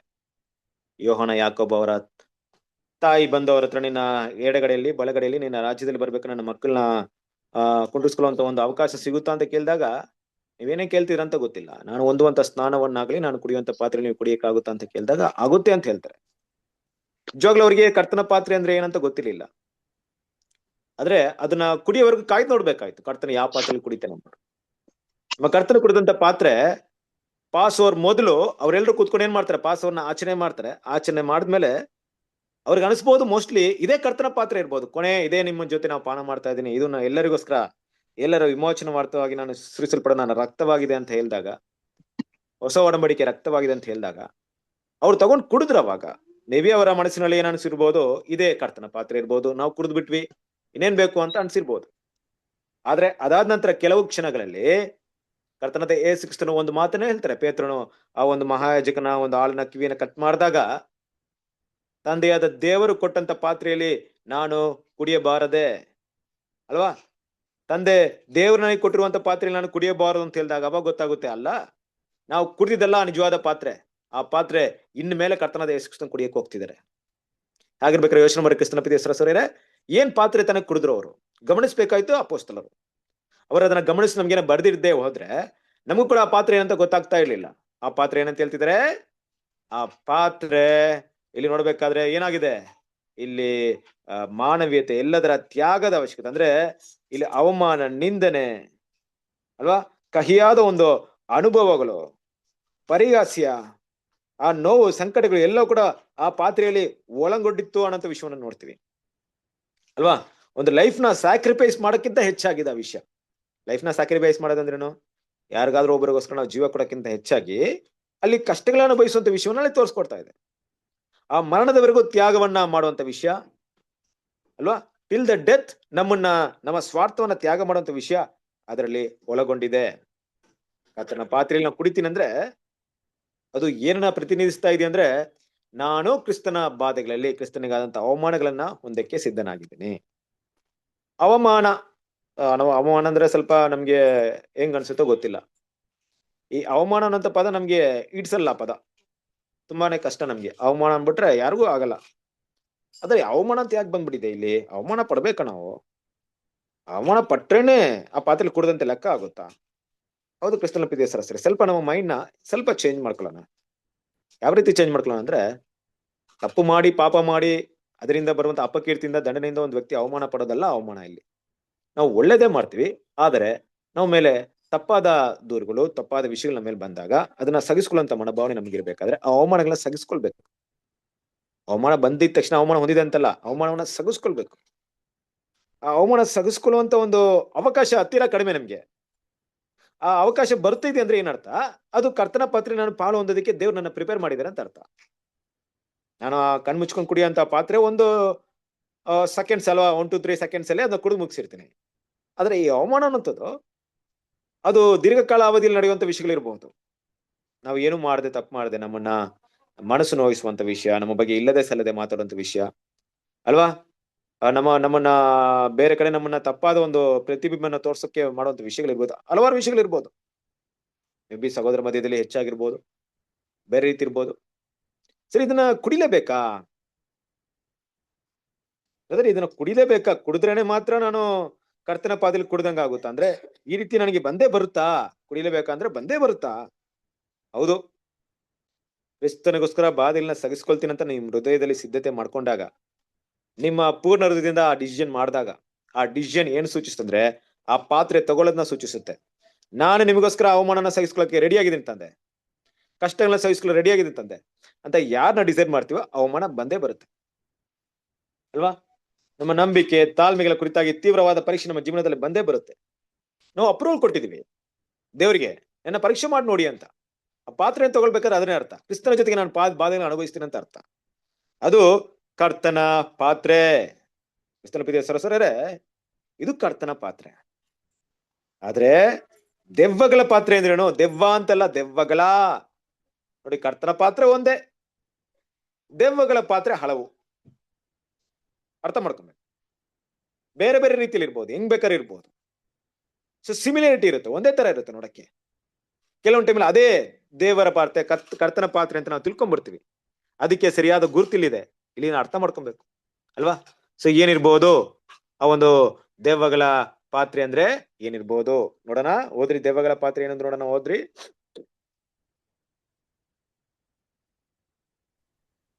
ದೆವ್ವಗಳ ಪಾತ್ರೆಯನ್ನು ಏನೆಂದು ನೋಡೋಣ. ನಾವು ಕರ್ತನ ಪಾತ್ರೆಯನ್ನು ಏನೆಂದು ನೋಡಿದ್ದೇವೆ, ಈಗ ದೆವ್ವಗಳ ಪಾತ್ರೆಯನ್ನು ಏನೆಂದು ನೋಡೋಣ. ಅದು ಕೂಡ ತ್ಯಾಗದ ಪಾತ್ರೆಯಾಗಿದೆ. ಅದನ್ನು ಕುಡಿಯುವವರು ಪ್ರಸ್ತುತ ಜೀವನದಲ್ಲಿ ತಮ್ಮ ನಿಜವಾದ ಸಂತೋಷವನ್ನು ಮತ್ತು ಮುಂದಿನ ಜೀವನದ ನಿರೀಕ್ಷೆಗಳನ್ನು ಸಹ ತ್ಯಾಗ ಮಾಡುತ್ತಾರೆ. ಆದಾಗ್ಯೂ ಇವು ಸೈತಾನನ ಪಾತ್ರೆಯ ತಳದಲ್ಲಿರುವ ಉಳಿದ ಅವಶೇಷಗಳು. ಇವು ಮೇಲ್ನೋಟಕ್ಕೆ ಕಾಣಿಸುವುದಿಲ್ಲ. ಲೋಕ ಸಮೃದ್ಧಿ, ಹೆಮ್ಮೆ, ತನ್ನನ್ನು ತಾನೇ ಹೆಚ್ಚಿಸುವುದು ಮತ್ತು ಒಬ್ಬರಿಂದೊಬ್ಬರು ಮಾನವನ್ನು ಪಡೆಯುವುದು ಎಂಬ ಭರವಸೆಗಳಿಂದ ಅದರ ಮೇಲ್ಮೈ ಹೊಳೆಯುತ್ತದೆ. ಈ ಭರವಸೆಗಳನ್ನು ಪಡೆಯುವುದಕ್ಕಾಗಿ ಸಮಯ, ಪ್ರತಿಭೆ ಮತ್ತು ಪ್ರಭಾವವನ್ನು ತ್ಯಾಗ ಮಾಡಲಾಗುತ್ತದೆ. ಆದರೆ ಅದರ ಅಂತ್ಯ ಆ ಕಹಿಯೂ ನಿರಾಶಾದಾಯಕವೂ ಆಗಿದೆ. ಅದು ನಿಜಕ್ಕೂ ಅಮಲೇರಿಸುವ ಪಾತ್ರೆ, ವಂಚನೆ ಮತ್ತು ಭ್ರಮೆಗಳ ಪಾತ್ರೆ. ಇದರ ಭೀಕರ ಶಕ್ತಿ ಅಂತಿಮವಾಗಿ ಶಾಶ್ವತ ಮರಣಕ್ಕೆ ಕಾರಣವಾಗುತ್ತದೆ. Okay, thank you. ಕ್ರಿಸ್ತನ ಪಿತೇಶ್ವರ ಎಷ್ಟು ಸುಂದರವಾಗಿ ಇಲ್ಲಿ ವಿವರಣೆ ಕೊಟ್ಟಿದ್ದಾರೆ ನೋಡ್ರಿ. ದೆವ್ವಗಳ ಪಾತ್ರೆ ಎಂದ್ರೇನು, ಕರ್ತನ ಪಾತ್ರೆ ಏನಂದ್ರೆ ನೋಡಿದ್ವಿ. ದೆವ್ವಗಳ ಪಾತ್ರೆ ನೋಡೋಣ. ಏನಪ್ಪಾ ದೆವ್ವಗಳ ಪಾತ್ರೆ ಅಂದ್ರೆ? ಅದು ಕೂಡ ತ್ಯಾಗದ ಪಾತ್ರೆನೇ. ಏನಪ್ಪಾ ಇದು? ದೆವ್ವದ ಪಾತ್ರೆ ತ್ಯಾಗದ ಪಾತ್ರೆನಾ? ಹೌದು, ಅದು ಕೂಡ ತ್ಯಾಗ ಮಾಡ್ಬೇಕು ಅಂತ. ಆ ಪಾತ್ರೆ ಕುಡಿತೀನಿ ಅಂದ್ರೂ ಕೂಡ ತ್ಯಾಗ ಮಾಡ್ಬೇಕು. ಅದನ್ನು ಕುಡಿಯೋರು ಕೂಡ ಏನ್ ಮಾಡ್ತಾರೆ? ಪ್ರಸ್ತುತ ಜೀವನದಲ್ಲಿ ತಮ್ಮ ನಿಜವಾದ ಸಂತೋಷವನ್ನು ಮತ್ತು ಮುಂದಿನ ಜೀವನ ನಿರೀಕ್ಷೆಗಳ ತ್ಯಾಗ ಮಾಡುತ್ತಾರೆ ಅಂತ ಹೇಳ್ತಿದ್ರೆ ನೋಡ್ರಿ ಹೆಂಗಿದೆ. ಆ ಪಾತ್ರೆ ಕುಡಿಯೋರು ಕೂಡ ಏನ್ ಮಾಡ್ತಾರೆ? ಈ ಲೈಫ್ ನ ಸ್ಯಾಕ್ರಿಫೈಸ್ ಮಾಡ್ತಾರೆ ಅಲ್ವಾ? ತಮ್ಮ ನಿರೀಕ್ಷೆಗಳನ್ನು ಕೂಡ ಸ್ಯಾಕ್ರಿಫೈಸ್ ಮಾಡ್ತಾರೆ. ಏನಪ್ಪಾ ಇವಾಗ ಕನ್ಫ್ಯೂಷನ್ ಆಗ್ತಿದೆ ನಮ್ಗೆ. ಅದ್ ಹೆಂಗ್ ತ್ಯಾಗ ಮಾಡಕ್ಕಾಗುತ್ತೆ? ದೆವ್ವ ಹೆಂಗ್ ತ್ಯಾಗ ಮಾಡುತ್ತೆ? ದೆವ್ವದ ಪಾತ್ರ ತ್ಯಾಗ ಅದೇನಿದೆ? ಹೌದು ಕ್ರಿಸ್ತನ ಪ್ರೀತಿಯ ಸರಸರಿ, ಇಲ್ಲಿ ಕೂಡ ತ್ಯಾಗ ಇದೆ, ಇಲ್ಲಿ ಕೂಡ ಸ್ಯಾಕ್ರಿಫೈಸ್ ಇದೆ. ಆದ್ರೆ ಅದು ಯಾವ ರೀತಿ ಇದೆ ಅದನ್ನ ಅರ್ಥ ಮಾಡ್ಕೊಬೇಕು ಅಲ್ವಾ? ಸೈತಾನ ಪಾತ್ರೆಯು ತಳದಲ್ಲಿರುವ ಉಳಿದ ಅವಶೇಷಗಳು ಅಂದ್ರೆ ಏನಿಲ್ಲ. ಸೈತಾನ ಪಾತ್ರೆ ಅಲ್ಲ ಏನಿಲ್ಲ, ಸುಮ್ನೆ ಅದು ಕುಡಿಯೋ ರೀತಿ ಏನಿರಲ್ಲ, ವೇಸ್ಟ್. ಅದು ಮೇಲ್ನೋಟಕ್ಕೆ ಕಾಣಿಸುವುದಿಲ್ಲ ಅಲ್ವಾ? ಏನಪ್ಪಾ ಅದಂದ್ರೆ ಲೋಕ ಸಮೃದ್ಧಿ. ನಾನು ನನ್ನ ಸ್ಯಾಕ್ರಿಫೈಸ್ ಮಾಡ್ತೀನಿ ಏನಕ್ಕೆ? ಲೋಕದಲ್ಲಿ ಸಮೃದ್ಧಿ ಆಗೋದಕ್ಕೆ. ನಾನು ನನ್ನ ತ್ಯಾಗ ಮಾಡಿದ್ದೀನಿ ಏನಕ್ಕೆ? ಹೆಮ್ಮೆ ಭಾವನೆಯಲ್ಲಿ ಸ್ಯಾಕ್ರಿಫೈಸ್ ಮಾಡಿದ್ದೀನಿ. ನಾನು ನನ್ನ ಏನ್ ಮಾಡ್ತೀನಿ? ಹೆಚ್ಚಿಸ್ಕೊಳ್ಳೋದಕ್ಕೋಸ್ಕರ ಸ್ಯಾಕ್ರಿಫೈಸ್ ಮಾಡಿದ್ದೀನಿ. ಬೇರೊಬ್ಬರಿಂದ ಬರುವಂತ ರೆಸ್ಪೆಕ್ಟ್ಗೋಸ್ಕರ ಸ್ಯಾಕ್ರಿಫೈಸ್ ಮಾಡಿದ್ದೀನಿ ಅಲ್ವಾ? ನೋಡಕ್ಕೆ ಏನ್ ಮಾತಾಡ್ತೀನಿ ನೋಡ್ರಿ, ನೋಡಕ್ಕೆ ಅದು ಹೊಳೆಯುತ್ತೆ, ತುಂಬಾ ಚೆನ್ನಾಗಿರುತ್ತೆ ಪಾತ್ರೆ. ಕರ್ತನ ಪಾತ್ರೆ ತರನೇ ಇರುತ್ತೆ, ಅದ್ರೊಳಗಡೆ ಸ್ಯಾಕ್ರಿಫೈಸ್ ಇದೆ. ಆದ್ರೆ ಆ ಸ್ಯಾಕ್ರಿಫೈಸ್ ನಾನು ಯಾರಿಗ್ ಮಾಡಿಲ್ಲ? ದೇವರಿಗೋಸ್ಕರ ಮಾಡಿಲ್ಲ, ನನಗೋಸ್ಕರ ಮಾಡಿದ್ದೀನಿ. ತ್ಯಾಗವನ್ನು ಯಾರಿಗೋಸ್ಕರ ಮಾಡಿದ್ದೀನಿ? ನನಗೋಸ್ಕರ, ನನ್ನ ಹೆಸರಿಗೋಸ್ಕರ, ನನ್ನ ಕೀರ್ತಿಗೋಸ್ಕರ, ನನ್ನ ಬೇರೆಯವ್ರು ಹೊಗಳ್ಬೇಕಂತಗೋಸ್ಕರ, ಬೇರೆಯವರಿಂದ ನನ್ಗೆ ರೆಸ್ಪೆಕ್ಟ್ ಬರ್ಬೇಕಂತಗೋಸ್ಕರ ನಾನು ಆ ಒಂದು ತ್ಯಾಗವನ್ನ ಮಾಡಿದ್ದೀನಿ. ಅದು ದೆವ್ವಗಳ ಪಾತ್ರೆ. ಕ್ರಿಸ್ತನ ಪ್ರೀತಿಯ ಸಹೋದರರೇ, ಮನಸ್ಸಲ್ಲಿ ಇಟ್ಕೊಬೇಕು ಅಲ್ವಾ? ಈ ಒಂದು ಉದ್ದೇಶಕ್ಕೋಸ್ಕರ ನನ್ನ ಸಮಯ, ಪ್ರತಿಭೆ, ಪ್ರಭಾವವನ್ನ ತ್ಯಾಗ ಮಾಡಿರ್ತೀನಿ. ನನ್ನ ಟ್ಯಾಲೆಂಟ್ಸ್ ನ ಯೂಸ್ ಮಾಡಿರ್ತೀನಿ. ನನ್ನ ಹಣವನ್ನ ವ್ಯಯ ಮಾಡಿರ್ತೀನಿ, ನನ್ನ ಸಮಯವನ್ನ ವ್ಯಯ ಮಾಡಿರ್ತೀನಿ ಅಲ್ವಾ? ಜೊತೆಗೆ ಏನ್ ಮಾಡ್ತೀನಿ? ನನ್ನ ಶಕ್ತಿ, ನನ್ನ ಬುದ್ಧಿವಂತಿಕೆ, ನನ್ನ ಇನ್ಫ್ಲೂಯೆನ್ಸ್ ಎಲ್ಲ ಕೂಡ ಯೂಸ್ ಮಾಡಿರ್ತೀನಿ ಅಲ್ಲಿ ಕೂಡ. ನೋಡೋದಕ್ಕೆ ಹೆಂಗಿರುತ್ತೆ? ಇಷ್ಟೆಲ್ಲ ಕಷ್ಟಪಟ್ಟಿದ್ರ ಅನ್ಸುತ್ತೆ. ಆದ್ರೆ ಉದ್ದೇಶ ಏನಕ್ಕೆ? ನನ್ನ ಕೀರ್ತಿಗೋಸ್ಕರ ಮಾಡಿರ್ತೀನಿ, ನನಗೋಸ್ಕರ ಮಾಡಿರ್ತೀನಿ ಅಲ್ವಾ? ಕ್ರಿಸ್ತನ ಪ್ರೀತಿಯ ಸಹೋದರರೇ, ಇದು ದೆವ್ವಗಳ ಪಾತ್ರೆ. ಕರ್ತನ ಪಾತ್ರೆ ಬೇರೆ, ದೆವ್ವಗಳ ಪಾತ್ರೆ ಬೇರೆ.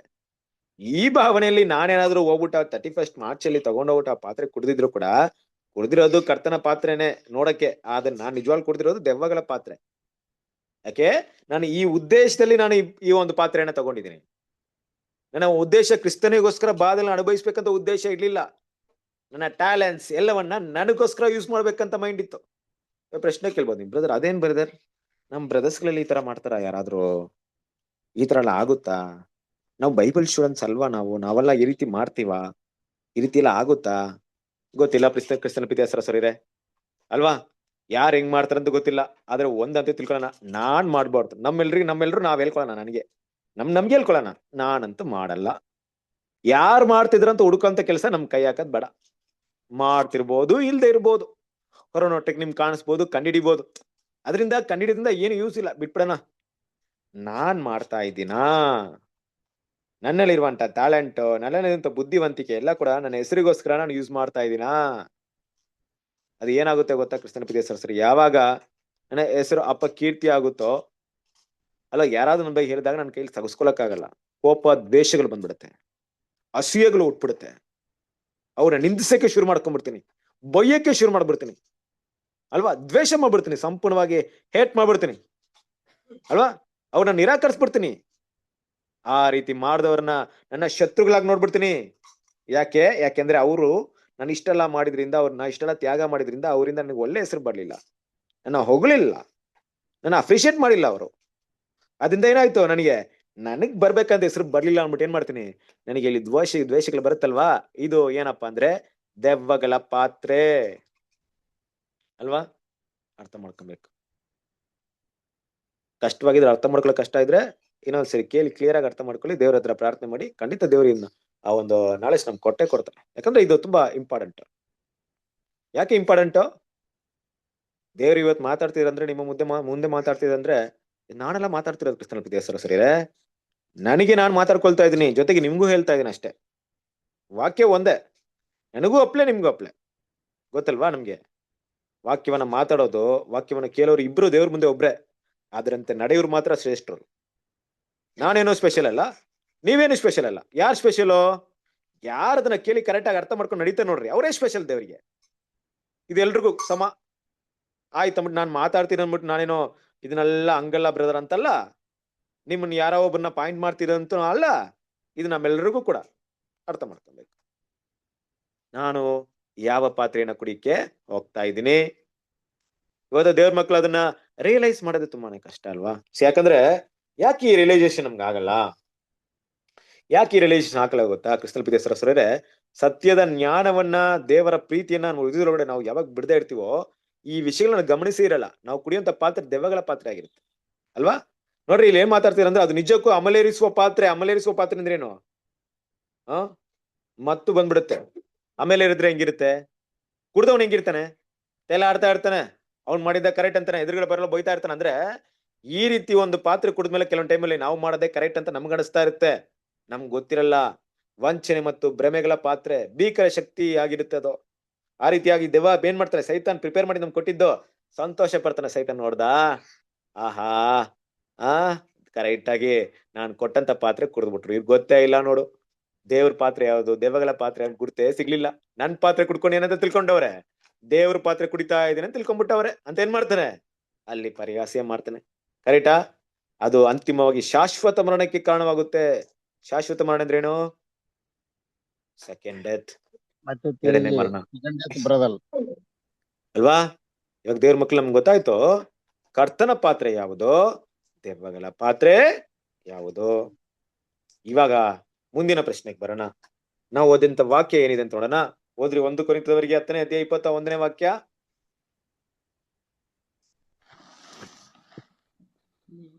ನೀವು ಕರ್ತನ ಪಾತ್ರೆ ಮತ್ತು ದೇವಗಳ ಪಾತ್ರೆ ಇವುಗಳೊಳಗೆ ಒಂದರಲ್ಲಿಯೇ ಹೊರತು ಎರಡರಲ್ಲಿಯೂ ಕುಡಿಯಲಾರಿರಿ. ಸಾಕು. ಏನಂತಿದ್ರೆ, ನೀವು ಕರ್ತನ ಪಾತ್ರೆ ಮತ್ತು ದೆವ್ವಗಳ ಪಾತ್ರೆ ಒಂದರಲ್ಲಿ ಬಿಟ್ಟು ಎರಡರಲ್ಲೂ ಕುಡಿಯಲಾರಿರಿ ಅಂದ್ರೆ ಎರಡರಲ್ಲೂ ಕುಡಿಯಕ್ಕಾಗುತ್ತಾ? ಕೆಲವ್ರು ಏನ್ ಮಾಡ್ತಾ ಇದ್ದಾರೆ? ಎರಡನ್ನೂ ಕುಡಿಯಕ್ಕೆ ಪ್ಲಾನ್ ಮಾಡ್ತಾವ್ರೆ. ಕರ್ತನ ಪಾತ್ರೆ ತಗೊಳ್ಳೋದು, ದೆವ್ವಗಳ ಪಾತ್ರೆಯಲ್ಲಿ ಕುಡಿಯೋದು ಅಲ್ವಾ? ಹಿಂಗೆ ಮಾಡೋಣ ಅಂತ ಪ್ಲಾನ್ ಮಾಡ್ತಾವ್ರೆ. ಕರ್ತನ ಪಾತ್ರೆಲೂ ದೆವ್ವಗಳ ಪಾತ್ರೆ ಎರಡರಲ್ಲೂ ಕುಡಿಯಕ್ಕಾಗುತ್ತಾ? ಸಾಧ್ಯತೆ ಇಲ್ಲ. ಅಂದ್ರೆ ಏನರ್ಥ? ಇಲ್ಲಿ ಎರಡರಲ್ಲೂ ಕುಡಿಯೋದಂದ್ರೆ ಏನರ್ಥ? ಯಾವ ಅರ್ಥದಲ್ಲಿ ಇಲ್ಲಿ ಎರಡರಲ್ಲೂ ಕುಡಿತೀನಂತ ಇಲ್ಲಿ ಮಾಡ್ತಾರೆ, ಮಾತಾಡ್ತಾ ಇದಾರೆ. ದೇವ್ರ ಮಕ್ಳು ಇದನ್ನ ಅರ್ಥ ಮಾಡ್ಕೊಬೇಕು. ಒಂದು ಗೊತ್ತಾಯ್ತು ನಮ್ಗೆ ಕರ್ತನ ಪಾತ್ರೆ ಯಾವುದು, ಇನ್ನೊಂದು ಗೊತ್ತಾಯ್ತು ನಮ್ಗೆ ದೆವ್ವಗಳ ಪಾತ್ರೆ ಯಾವುದು. ಹಾಗಿರ್ಬೇಕಾದ್ರೆ ದೇವ್ರ ಮಕ್ಳು ಇವತ್ತು ಎರಡರಲ್ಲೂ ಕುಡಿಯುವಂತ ವಿಷಯ ಬಂದಾಗ ಅದರ ಅರ್ಥವೇನು, ಅದನ್ನ ಏನ್ ಮಾಡ್ಬೇಕು? ತಿಳ್ಕೊಬೇಕು. ಹೋದ್ರಿ, ಈ ಪಾಯಿಂಟ್ ನ ಹೋದ್ರಿ, ಅಲ್ಲಿರೋಂತ ಪಾಯಿಂಟ್.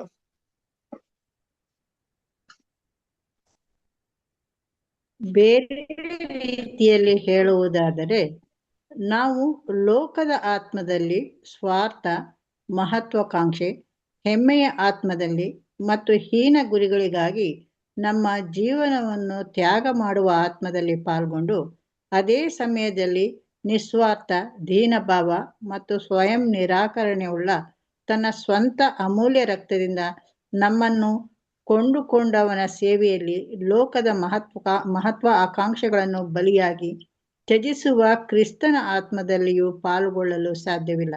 ನಾವು 2 ಆತ್ಮಗಳಲ್ಲಿ ಪಾಲ್ಗೊಳ್ಳಲು ಸಾಧ್ಯವಿಲ್ಲ ಅಲ್ವರಾ? ಕ್ರಿಸ್ತನ ಪಿತೇಶ್ವರರೇ, ನಾವು ಎರಡರಲ್ಲಿ ಪಾಲ್ಗೊಳ್ಳಕ್ಕೆ ಸಾಧ್ಯತೆ ಇಲ್ಲ ಅನ್ನೋದನ್ನ ಮೊದಲು ಅರ್ಥ ಮಾಡ್ಕೊಳ್ಳೋಣ. ನೋಡಿ ಎಷ್ಟು ಕ್ಲಿಯರ್ ಆಗಿ ಹೇಳ್ತಾ ಇದ್ರೆ. ಬೇರೆ ರೀತಿಯಲ್ಲಿ ಹೇಳುವುದಾದ್ರೆ, ನಾವು ಲೋಕದ ಆತ್ಮದಲ್ಲಿ ಸ್ವಾರ್ಥ, ಮಹತ್ವಾಕಾಂಕ್ಷೆ ಅಂದ್ರೇನು?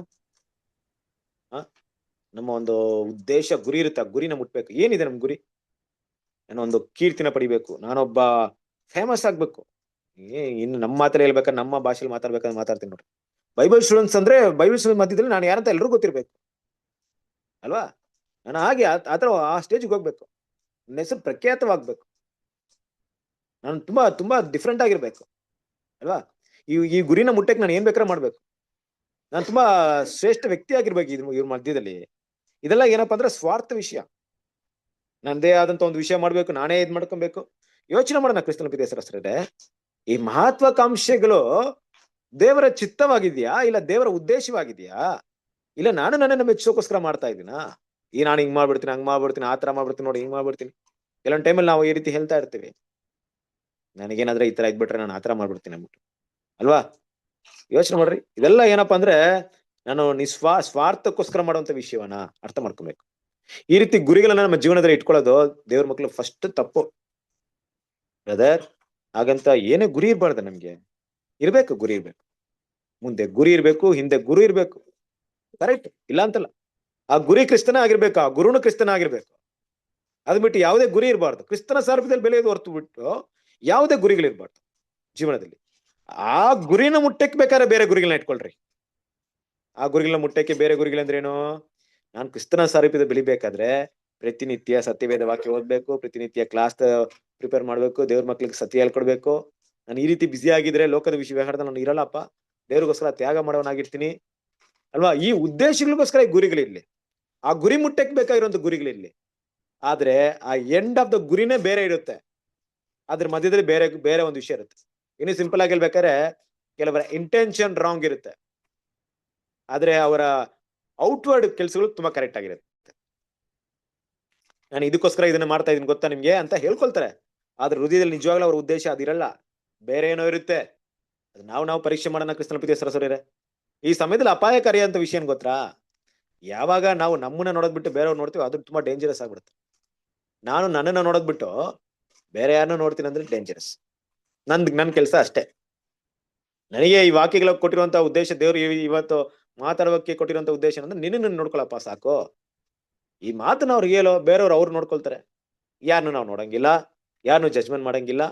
ನಮ್ಗೆ ಅಧಿಕಾರ ಇಲ್ಲ ಕ್ರಿಸ್ತನ ಪ್ರೀತಿಯ ಸರಸರಿದೆ, ಅದನ್ನ ನಾವು ಕೈಯಲ್ಲಿ ಎತ್ಕೊಳಂಗಿಲ್ಲ. ಈ ರೀತಿ ಗುರಿಗಳನ್ನ ನಾವು ಹೊಂದ್ಕೊಬಾರ್ದು ದೇವ್ರ ಮಕ್ಕಳು. ಆ ರೀತಿ ಗುರಿಗಳನ್ನ ಹೊಂದ್ಕೊಂಡು ಜೊತೆಗೆ ಏನ್ ಮಾಡೋದು?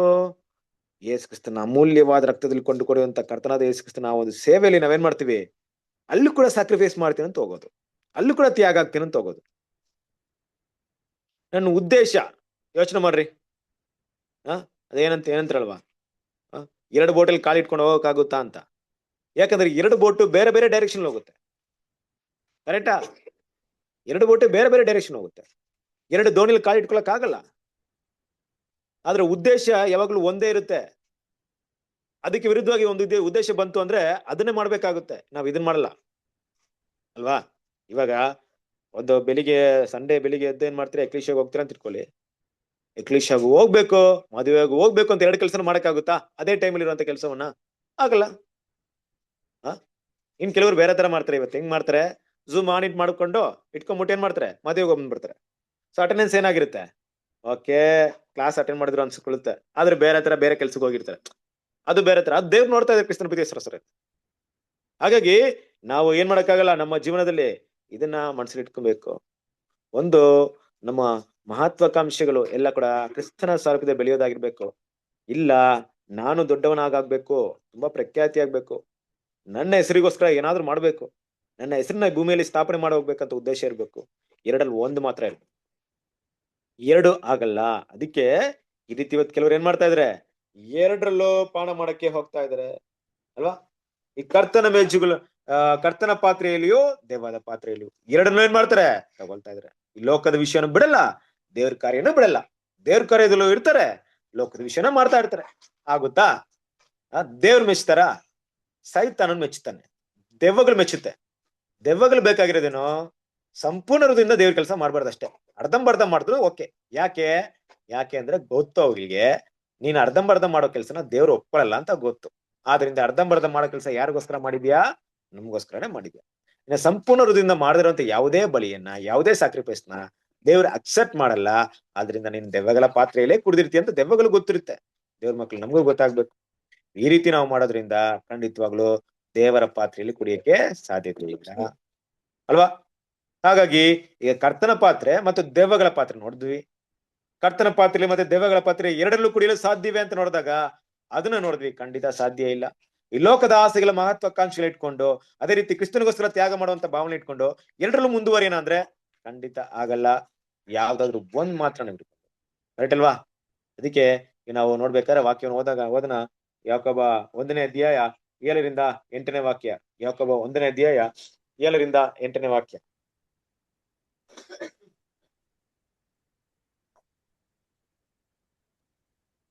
ಆ ಮನುಷ್ಯನು ಕರ್ತನಿಂದ ಏನಾದರೂ ಹೊಂದುವೆನೆಂದು ಭಾವಿಸದೇ ಇರಲಿ. ಎರಡು ಮನಸ್ಸುಳ್ಳವನು ತನ್ನ ಮಾರ್ಗಗಳೆಲ್ಲ ಚಂಚಲನಾಗಿದ್ದಾನೆ. Thank you. ಎರಡು ಮನಸ್ಸುಳ್ಳವನು ತನ್ನ ಮಾರ್ಗಗಳೆಲ್ಲ ಚಂಚಲವುಳ್ಳನಾಗಿದ್ದಾನೆ ಅಲ್ವಾ? ಅಂತ ಮನುಷ್ಯನು ದೇವರಿಂದ ಏನು ಪಡ್ಕೊಳಕ್ಕಾಗಲ್ಲ. ಡಬಲ್ ಮೈಂಡೆಡ್, ಯಾವಾಗ್ಲೂ ಒಂದು ಡಿಸಿಷನ್ ತಗೊಳ್ಬೇಕು. ದೇವ್ರ ಒಂದು ದೇವ್ರಿಗೋಸ್ಕರ ಇರ್ಬೇಕು, ಇಲ್ಲ ದೇವಗೋಸ್ಕರ ಇರ್ಬೇಕು. ಅದಕ್ಕೆ ಏನ್ ಮಾಡ್ತಾರೆ ಈ ಎಲಿಯ ಏನ್ ಮಾಡ್ತಾರೆ, ಈ ಕಾರ್ಮೆಲ್ ಬೆಟ್ಟಕ್ಕೆ ಹೋಗ್ಬಿಟ್ಟು ಏನ್ ಮಾಡ್ತಾರೆ ಹೇಳ್ತಾರೆ, ಎಲ್ಲಿವರೆಗೂ ಎರಡು ಮನಸ್ಸುಳ್ಳವರಾಗಿರ್ತೀರಾ? ಯೆಹೋವನ ದೇವರಾದ್ರೆ ಯೆಹೋವನ ಸೇವಿಸ್ರಿ, ಬಾಳನ ದೇವರಾದ್ರೆ ಬಾಳನ ಸೇವಿಸ್ರಿ. ನೀವು ಡಿಸೈನ್ ಮಾಡಿ ಇವತ್ತು ಅಂತ ಕೇಳ್ತಾರೆ. ಎರಡು ಮೈಂಡ್ ಅಲ್ಲಿ ಕೆಲಸ ಮಾಡ್ಬೇಡ್ರಿ ಅಂತ ಮಾತಾಡ್ತಾರೆ. ಡಬಲ್ ಮೈಂಡೆಡ್ ಅಲ್ವಾ? ದೇವರಿಗೆ ಅಸಹ್ಯವಾದ, ದೇವ್ರು ಇಷ್ಟಪಡಲ್ಲ. ದೇವ್ರ ಮಕ್ಕಳು ಯಾವ್ದಾದ್ರು ಒಂದನ್ನ ಡಿಸೈಡ್ ಮಾಡ್ಬೇಕು ಅಲ್ವಾ? ನಮ್ಗೆ ಕೆಲವೊಂದು ಟೈಮ್ ಹೆಂಗಿರುತ್ತೆ ಅಂದ್ರೆ ದೇವ್ರು ಬಂದು ನಿಲ್ಸ್ಬಿಡ್ತಾರೆ ನಮ್ಮನ್ನ. ಇನ್ಮೇಲೆ ನೀನ್ ಡಬಲ್ ಮೈಂಡ್ ಇರಕ್ಕಾಗಲ್ಲಪ್ಪ, ಯಾವ್ದೋ ಒಂದು ಚೂಸ್ ಮಾಡು, ಇಲ್ಲ ಇಲ್ಲ ಓಟೋಗು. ಹಾಗೆ ಅಲ್ವಾ? ನಮ್ಗೆ ಸತ್ಯವನಲ್ಲಿ ಕೊಟ್ಟವ್ರು ಹೇಗೆ ಹೇಳ್ಕೊಟ್ಟಿದಾರೆ ಅಂದ್ರೆ, ಬೇಸಿಕ್ ಕ್ಲಾಸ್ ಮಾತಾಡೋರ್ಗು ಈಗ ಆರಂಭದಿಂದ ಮಾತಾಡ್ಕೊಂಡ್ ತುಂಬಾ ಜ್ಞಾನವಾಗಿ ಮಾತಾಡ್ಕೊಂಡ್ ಬರ್ತಾರೆ. ಇನ್ ಕೆಲವರೆಲ್ಲ ಇರ್ತಾರೆ ಆರಂಭದಲ್ಲೇ ಏನ್ ಮಾಡ್ತಾರೆ, ಸಬ್ಜೆಕ್ಟ್ ಮಾತಾಡೋದು, ಇವ್ರು ಯಾರು, ಎಲ್ಲಿಂದ ಬಂದವರು, ಇವ್ರ ಹಿನ್ನೆಲೆ ಏನು, ಇವ್ರು ಬೇರೆ ಕ್ರಿಸ್ಟಿಯನ್ಸಾ, ನಮ್ಮನ್ನ ವಂಚನೆ ಮಾಡ್ತಾ ಇದ್ರಾ, ಇವ್ರನ್ನ ಜವ ವಿಟ್ನೆಸ್, ಹಂಗೆ ಅಂದ್ಬಿಟ್ಟು ಏನ್ ಮಾಡ್ತಾರೆ, ಅಪ್ಪ ಈ ಹಿನ್ನೆಲೆಲ್ಲ ಬ್ಯಾಕ್ ಗ್ರೌಂಡ್ ಎಲ್ಲ ಸರ್ಚ್ ಮಾಡೋದು. ಕೆಲವರು ಸರ್ಚ್ ಮಾಡ್ಬಿಟ್ಟು ಅವ್ರವರೇ ಕಲ್ಪನೆ ಮಾಡ್ಕೊಂಡು ಇವರು ಆಂಟಿಗ್ರೇಡ್ ಸಿಸ್ಟಮ್, ಇವ್ರು ಸುಳ್ಳು ಹೇಳ್ತಾ ಇದಾರೆ ಅಂದ್ಬಿಟ್ಟು ಹೊಟ್ಟೋಗೋದು. ಇಂಥದೆಲ್ಲ ನಡೆಯುತ್ತೆ. ಇನ್ ಕೆಲವರು ಹೊರಡೆಯಿಂದ ಹಾಳು ಮಾಡ್ಬಿಡ್ತಾರೆ ಅವ್ರನ್ನ. ಕ್ಲಾಸ್ ಕೇಳ್ತಾ ಇರ್ಬೇಕು, ಎಲ್ಲಿ ಹೋಗ್ತೀರಾ ಕ್ಲಾಸ್ಗೆ, ಅಲ್ಲಂದ್ರೆ ಅವ್ರ ಅಯ್ಯೋ ಅವ್ರು ತುಂಬಾ ಡೇಂಜರ್ ಅಪ್ಪ, ಗೊತ್ತಿಲ್ವಾ ನೀನು ಅವ್ರ ಬಗ್ಗೆ, ಅವ್ರು ಬೇರೆ ತರ ಈ ತರ ಅಂದ್ಬಿಟ್ಟು ಅವ್ರು ಹಾಳು ಮಾಡ್ಬಿಡ್ತಾರೆ. ನಾವು ಕೂಡ ಏನ್ ಮಾಡ್ತೀವಿ ಅಂದ್ರೆ ತುಂಬಾ ಕೇರ್ಫುಲ್ ಆಗಿ ಹೇಳ್ಕೊಂಡ್ಬರ್ತೀವಿ. ಎಲ್ಲಿವರೆಗೆ ಕೊನೆ ಪಾಠ ಆಗೋರು. ಕೊನೆ ಒಂದ್ ಪಾಠ ಇದೆ ಕೃಷ್ಣ ಸರ್, ನಿಮ್ಗೆಲ್ಲ ತೆಗ್ದಿರ್ಬೋದು. ಏನ್ ಗೊತ್ತಾ? ಕಮ್ ಔಟ್ ಬಾಬಿಲೋನ್, ಆಕೆಯನ್ನು ಬಿಟ್ಟು ಹೊರಡ ಬನ್ರಿ ಅಂತ. ಆ ಸಬ್ಜೆಕ್ಟ್ ಹೆಂಗಿರುತ್ತಂದ್ರೆ, ಒಂದು ಬರಂಗಿದ್ರ ಬಾ, ಇಲ್ಲ ಅಂದ್ರೆ ಹೋಗ್ಬಿಡು. ಅಡ್ಜಸ್ಟ್ಮೆಂಟ್ ಇಲ್ಲ, ಕಾಂಪ್ರಮೈಸ್ ಇಲ್ಲ. ದೇವ್ರು ಹಾಗೆ ನಮ್ಮನ್ನ ಕರೀತಾರೆ. ದೇವ್ರ ವಾಕ್ಯಗಳು ಕೂಡ ಹಂಗೆ ಇದೆ. ನನ್ನ ಹಿಂದೆ ಬರೋದಕ್ಕೆ ಮನಸ್ಸಿದ್ರೆ ಇದೆಲ್ಲ ಮಾಡು, ಇಲ್ಲಾಂದ್ರೆ ಹೊರಟೋಗು. ದೇವ್ರ ವಿಷಯಗಳನ್ನ ಅರ್ಥ ಮಾಡ್ಕೊಬೇಕು. ಡಬಲ್ ಮೈಂಡ್ ಮಾಡನ್ವಾ ಬೇಡವಾ ಅಲ್ವಾ? ದೇವ್ರಿಗೆ ಇಷ್ಟ ಇಲ್ಲ. ಸ್ಯಾಕ್ರಿಫೈಸ್ ಮಾಡ್ಬೇಕಾದ್ರೆ ಸಂಪೂರ್ಣವಾಗಿ ಸ್ಯಾಕ್ರಿಫೈಸ್ ಮಾಡೋಣ, ಆಗಲ್ಲ ಅಂದ್ರೆ ಬಿಟ್ಟು ಹೋಗೋಣ ಅಲ್ವಾ? ಈಗ ಕೂಡ ಈ ಪಾಠ ನಮ್ಗೆ ಏನಕ್ಕೋಸ್ಕರ ಅಂದ್ರೆ, ನಾವು ಈ ತರ ತಪ್ಪಲ್ಲಿ ಇದೀವಿ ಅಂತ ನಮ್ಮನ್ನ ತೋರ್ಸ್ಕೊಡಕ್ಕಲ್ಲ, ನಮ್ಮನ್ನ ಪ್ರಿಪೇರ್ ಮಾಡಕ್ಕಷ್ಟೇ. ದೇವ್ರ ಕೃಪಾಸನ ಇದೆ ಕೃಷ್ಣ ಸರ್. ದೇವರ ಕೃಪಾಸನದ ಮುಂದೆ ಯಾವುದೂ ಇಲ್ಲ, ನಮ್ಮನ್ನ ಪ್ರಿಪೇರ್ ಮಾಡ್ಕೊಳಕ್ಕಷ್ಟೇ. ಹಾಗಂಬಿಟ್ಟು ಹೌದು ಬ್ರದರ್, ನಾನು ಹಿಂಗೆ ಇದೀನಿ, ನಾನಂತೂ ಪಾತ್ರೆನ ಮುಟ್ಟಕ್ಕೆ ಯೋಗ್ಯನಲ್ಲ, ಈ ಸರಿ ಪಾತ್ರೆನ ಮುಟ್ಟಲ್ಲ ಬ್ರದರ್, ಅದು ತಪ್ಪು. ಇದೇ ಭಾವನೆಗಳು ಇಟ್ಕೊಂಡು ಹೋಗ್ಬಿಟ್ಟು ಅಲ್ವಾ, ಇದೇ ಭಾವನೆಗಳು ಇಟ್ಕೊಂಡು ಮನ್ಸಲ್ಲಿ ಇದನ್ನ ಇಟ್ಕೊಂಡು ಏನಾಗುತ್ತಾಗ್ಲಿ ಪಾತ್ರೆಲಿ ಕುಡಿತೀನಿ ಅನ್ನೋದು ತಪ್ಪು. ಎರಡು ಮಾಡ್ಬೇಡ್ರಿ ಅಲ್ವಾ? ನಾನ್ ಮುಟ್ಟಲ್ಲ, ನಾನು ಯೋಗ್ಯನಲ್ಲ ಅಂತ ಹೋಗೋದು ತಪ್ಪು. ನಾನ್ ಕರೆಕ್ಟ್ ಆಗಿದ್ದೀನಿ, ಇದೆಲ್ಲ ಏನ್ ದೊಡ್ಡ ವಿಷಯ, ನಾನು ಮುಟ್ತೀನಿ ಅನ್ನೋದು ತಪ್ಪು. ನಮ್ಮನ್ನ ಸರಿ ಮಾಡ್ಕೊಂಡು ಪಾತ್ರೆನ ಮುಟ್ಟೋಣ. ಅದಕ್ಕೆ ಈ ಪಾಠ ಕೊಡಲ್ಪಡ್ತಿರೋದು ಕೃಷ್ಣ ಸರ್ ಅಲ್ವಾ? ಹಾಗಿರ್ಬೇಕಾದ್ರೆ ನಾವು ನೋಡ್ಬೇಕಾದ್ರೆ ಮುಂದಿನ ವಿಷಯವನ್ನ ನಾವು ಸ್ಟಡಿ ಮಾಡೋಣ. ದೆವ್ವಗಳ ಪಾತ್ರೆಯಲ್ಲಿ ಪಾನ ಮಾಡಿದ್ರು ಏನನ್ನು ಕಳೆದುಕೊಳ್ತಾರೆ. ಸೊ ದೆವ್ವಗಳ ಪಾತ್ರೆ ನಾವೇನೋ ಪಾನ ಮಾಡೋದಾಗಿದ್ರೆ ಏನ್ ನಮ್ಗೆ ದೊಡ್ಡ ಲಾಸ್ ಇದೆ. ಓದಿ ಅದನ್ನ ಕಂಟಿನ್ಯೂ ಮಾಡಿ.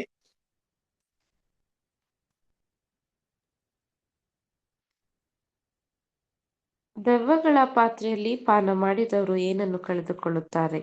ಈ ಎಚ್ಚರಿಕೆಯು ಲೋಕಕ್ಕೆ ಅಲ್ಲ, ಬದಲಾಗಿ ಈಗಾಗಲೇ ಕರ್ತನ ಪಾತ್ರೆಯಲ್ಲಿ ಕುಡಿಯಲು ಒಡಂಬಡಿಕೆ ಮಾಡಿರುವವರಿಗೆ ನೀಡಲ್ಪಟ್ಟಿರುವುದರಿಂದ ಅವರು ಈಗ ದೆವ್ವಗಳ ಪಾತ್ರೆಯಲ್ಲಿ ಪಾಲ್ಗೊಳ್ಳುವುದು ಕರ್ತನ ಪಾತ್ರೆಯಿಂದ ದೂರ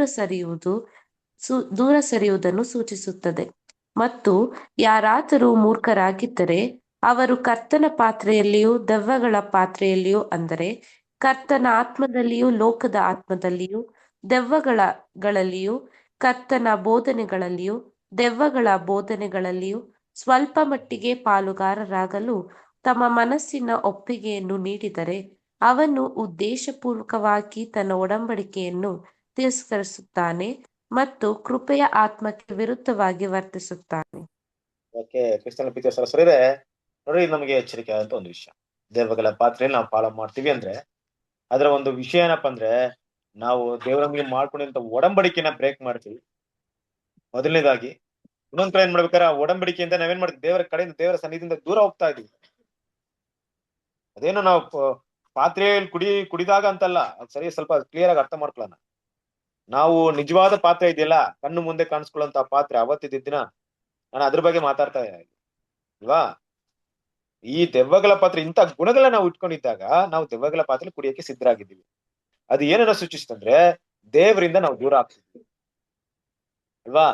ಹಾಗೆ ಕೂಡ ನಾವೇನ್ ಮಾಡ್ತೀವಂದ್ರೆ ತುಂಬಾ ಬುದ್ಧಿವಂತಿಕೆಯಿಂದ ಅಲ್ವಾ, ಯಾವ ರೀತಿ ದೇವ್ರ ದೃಷ್ಟಿಯಲ್ಲಿ ನಾವು ಬುದ್ಧಿವಂತರಲ್ಲ, ನಮ್ಮ ದೃಷ್ಟಿಯಲ್ಲಿ ನಾವು ಬುದ್ಧಿವಂತರು. ದೇವ್ರು ನಮ್ಮನ್ನ ದಡ್ರ ಅನ್ಕೊಂತಾರೆ. ಯಾವ ರೀತಿ? ಅದೇನಿಲ್ಲ, ನಾನು ಏನ್ ಮಾಡ್ತೀನಿ, ಇವತ್ತು ಕರ್ತನ ಪಾತ್ರೆಯಲ್ಲಿ ಕುಡಿತೀನಿ, ಅದು ಲೋಕದ ಆತ್ಮ ಇದ್ದೇ ಇದೆ ಅನ್ನೋಂತ ರೀತಿಲಿ ಆ ಗುಣಗಳನ್ನ ಬೆಳೆಸ್ಕೊಂಡು ಹೋದ್ರೆ ಖಂಡಿತ ದೇವ್ರಂತ ಅದನ್ನ ಆ ಒಂದು ಒಡಂಬಡಿಕೆನ ರಿಜೆಕ್ಟ್ ಮಾಡಿರ್ತಾರೆ. ದೇವ್ರದನ್ನ ಆ ಒಡಂಬಡಿಕೆನ ಅಕ್ಸೆಪ್ಟ್ ಮಾಡಲ್ಲ ಅಲ್ವಾ. ಅವ್ರು ಕೂಡ ಏನ್ ಮಾಡ್ತಾರೆ, ದೇವ್ರ ಹತ್ರ ಮಾಡ್ಕೊಂಡು ಒಡಂಬಡಿಕೆನ ತಿರಸ್ಕಾರ ಮಾಡ್ತಾರೆ. ಮತ್ತೆ ಜೊತೆಗೆ ದೇವರ ಕೃಪೆಯ ಆತ್ಮಕ್ಕೆ ವಿರುದ್ಧವಾಗಿ ವರ್ತಿಸ್ತಾರೆ. ದೇವರ ಕೃಪೆಯ ಆತ್ಮಕ್ಕೆ ವಿರುದ್ಧವಾಗಿ ವರ್ತಿಸ್ತಾರೆ ಅಂದ್ರೆ ಏನರ್ಥ? ದೇವ್ರ ಕೃಪೆ ಆತ್ಮ ಏನಂತ ಹೇಳ್ತಿದೆ? ದೇವ್ರು ನಮ್ಮನ್ನ ಬದಲಾವಣೆ ಆಗಿ ಅಂತ ಟೈಮ್ ಕೊಡ್ತಾ ಇದೆ. ಆದ್ರೆ ಬದಲಾವಣೆ ಆಗದೆ ನಾನು ಕರೆಕ್ಟ್ ಆಗಿದೆ ಅಂತ ಸುಳ್ಳು ಹೇಳ್ಕೊಳತ್ತಿರೋದು, ಇಲ್ಲ ನಾನು ಬದಲಾವಣೆ ಆಗಲ್ಲ ಅಂತ ದೇವ್ರು ಬಿಟ್ಟು ಹೋಗೋದು, ಇದು ಎರಡು ಒಳ್ಳೇದಲ್ಲ. ಕೃಪೆ ಆತ್ಮಕ್ಕೆ ವಿರುದ್ಧವಾಗಿ ನಾವು ವರ್ತಿನ ಮಾಡೋದು ತುಂಬಾ ಅಪಾಯಕರವಾದಂತ ವಿಷಯ. ಯಾಕಂದ್ರೆ ಇವತ್ತು ನಾವು ನಿಂತಿರೋದು ಕೃಪೆ, ಅದೊಂದಿಲ್ಲ ಅಂದ್ರೆ ಮುಗೀತು ನಮ್ಗೆ. ನಾವು ಮಾಡ್ತಿರೋಂಥ ಪಾಪಗಳಿಗೆಲ್ಲ ಕೃಪೆಯನ್ನ ದೇವರ ಕ್ರಿಸ್ತನ ಅಮೂಲ್ಯ ರಕ್ತದಿಂದ ಸಿಕ್ಕಿರೋಂಥ ಕೃಪೆ ನಮ್ಮ ತಂದೆಯಾದ ದೇವರ ಸನ್ನಿಧಿ ನಮಗೋಸ್ಕರ ನಿಂತ್ಕೊಂಡಿದೆ. ಆ ಕೃಪೆ ಅಂತ ಭಾಗ ಇರೋದ್ರಿಂದಲೇ ಇವತ್ತು ಮಾನಸಾಂತರ ಹೊಂದಿ ಬದಲಾವಣೆ ಆಗೋವರೆಗೂ ವೇಟಿಂಗ್ ಗಳಿದ್ದಾರೆ. ದಂಡನೆಯನ್ನ ಶಿಕ್ಷೆನ ದೇವ್ರು ಕೊಡದೆ ಸಮಯಾವಕಾಶ ಕೊಡ್ತಾರೆ. ತಪ್ಪು ಮಾಡಿದಾಗ ತಕ್ಷಣ ಶಿಕ್ಷೆ ಕೊಡದೆ ಸಮಯ ಎಕ್ಸ್ಟೆಂಡ್ ಮಾಡ್ತಾರೆ. ಯಾಕೆ? ಸ್ವಲ್ಪ ಸಮಯ ಬರ್ಲಿ, ಇಲ್ಲಿ ತಿಳುವಳಿಕೆ ಬರ್ಲಿ, ಇಲ್ಲಿ ಚೇಂಜ್ ಮಾಡ್ಕೊಳ್ಳಿ, ಇಲ್ಲಿ ಅವ್ರನ್ನ ಏನ್ ಮಾಡಿ ಮಿಸ್ಟೇಕ್ ನ ರಿಯಲೈಸ್ ಮಾಡ್ಲಿ ಅಂತ ಏನ್ ಮಾಡ್ತಾರೆ, ಕೃಪೆ ಕೊಟ್ಟು ಹೋಗ್ತಾ ಇದ್ದಾರೆ. ಇಲ್ಲಾಂದ್ರೆ ಏನ್ ಮಾಡ್ತಿದ್ರು, ನಮ್ಮನ್ನ ಯಾವಾಗ್ಲೂ ಕಡ್ದು ಬಿಸಾಕ್ಬಿಡ್ತಿದ್ರು.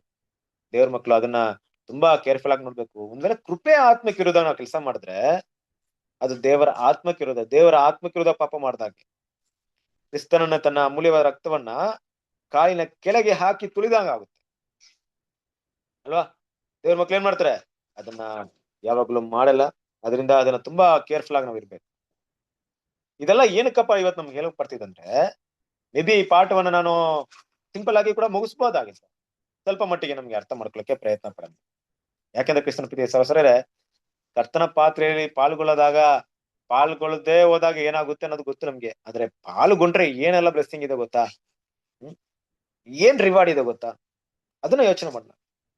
ಕೆಲವೊಂದ್ ಟೈಮಲ್ಲಿ ಇಂಥ ವಿಷಯಗಳು ನಮ್ಗೆ ಭಯವನ್ನು ಹುಟ್ಟಿಸಿದೆ ಆದ್ರೂ ಆ ಪಾತ್ರೆಯಲ್ಲಿ ನಾನು ಪಾಲ್ಗೊಂಡ್ಬಿಟ್ರೆ ದೇವ್ರು ನಮ್ಗೆ ಇಟ್ಟಿರುವಂತ ರಿವಾರ್ಡ್ ಬಗ್ಗೆ ಯೋಚನೆ ಮಾಡ್ರಿ, ಬ್ಲೆಸ್ಸಿಂಗ್ ಬಗ್ಗೆ ಯೋಚನೆ ಮಾಡ್ರಿ. ವಾಕ್ಯ ಹೇಳ್ತಾ ಇದೆಯಲ್ವಾ? ಅದಕ್ಕೆ ಫಿಲಿಪಿಯರ್ 4ನೇ ಅಧ್ಯಾಯ 8ನೇ ವಾಕ್ಯ ಹೇಳ್ತಾ ಇದೆ. ಓದ್ರಿ, ಫಿಲಿಪಿಯರ್ 4ನೇ ಅಧ್ಯಾಯ 8ನೇ ವಾಕ್ಯ.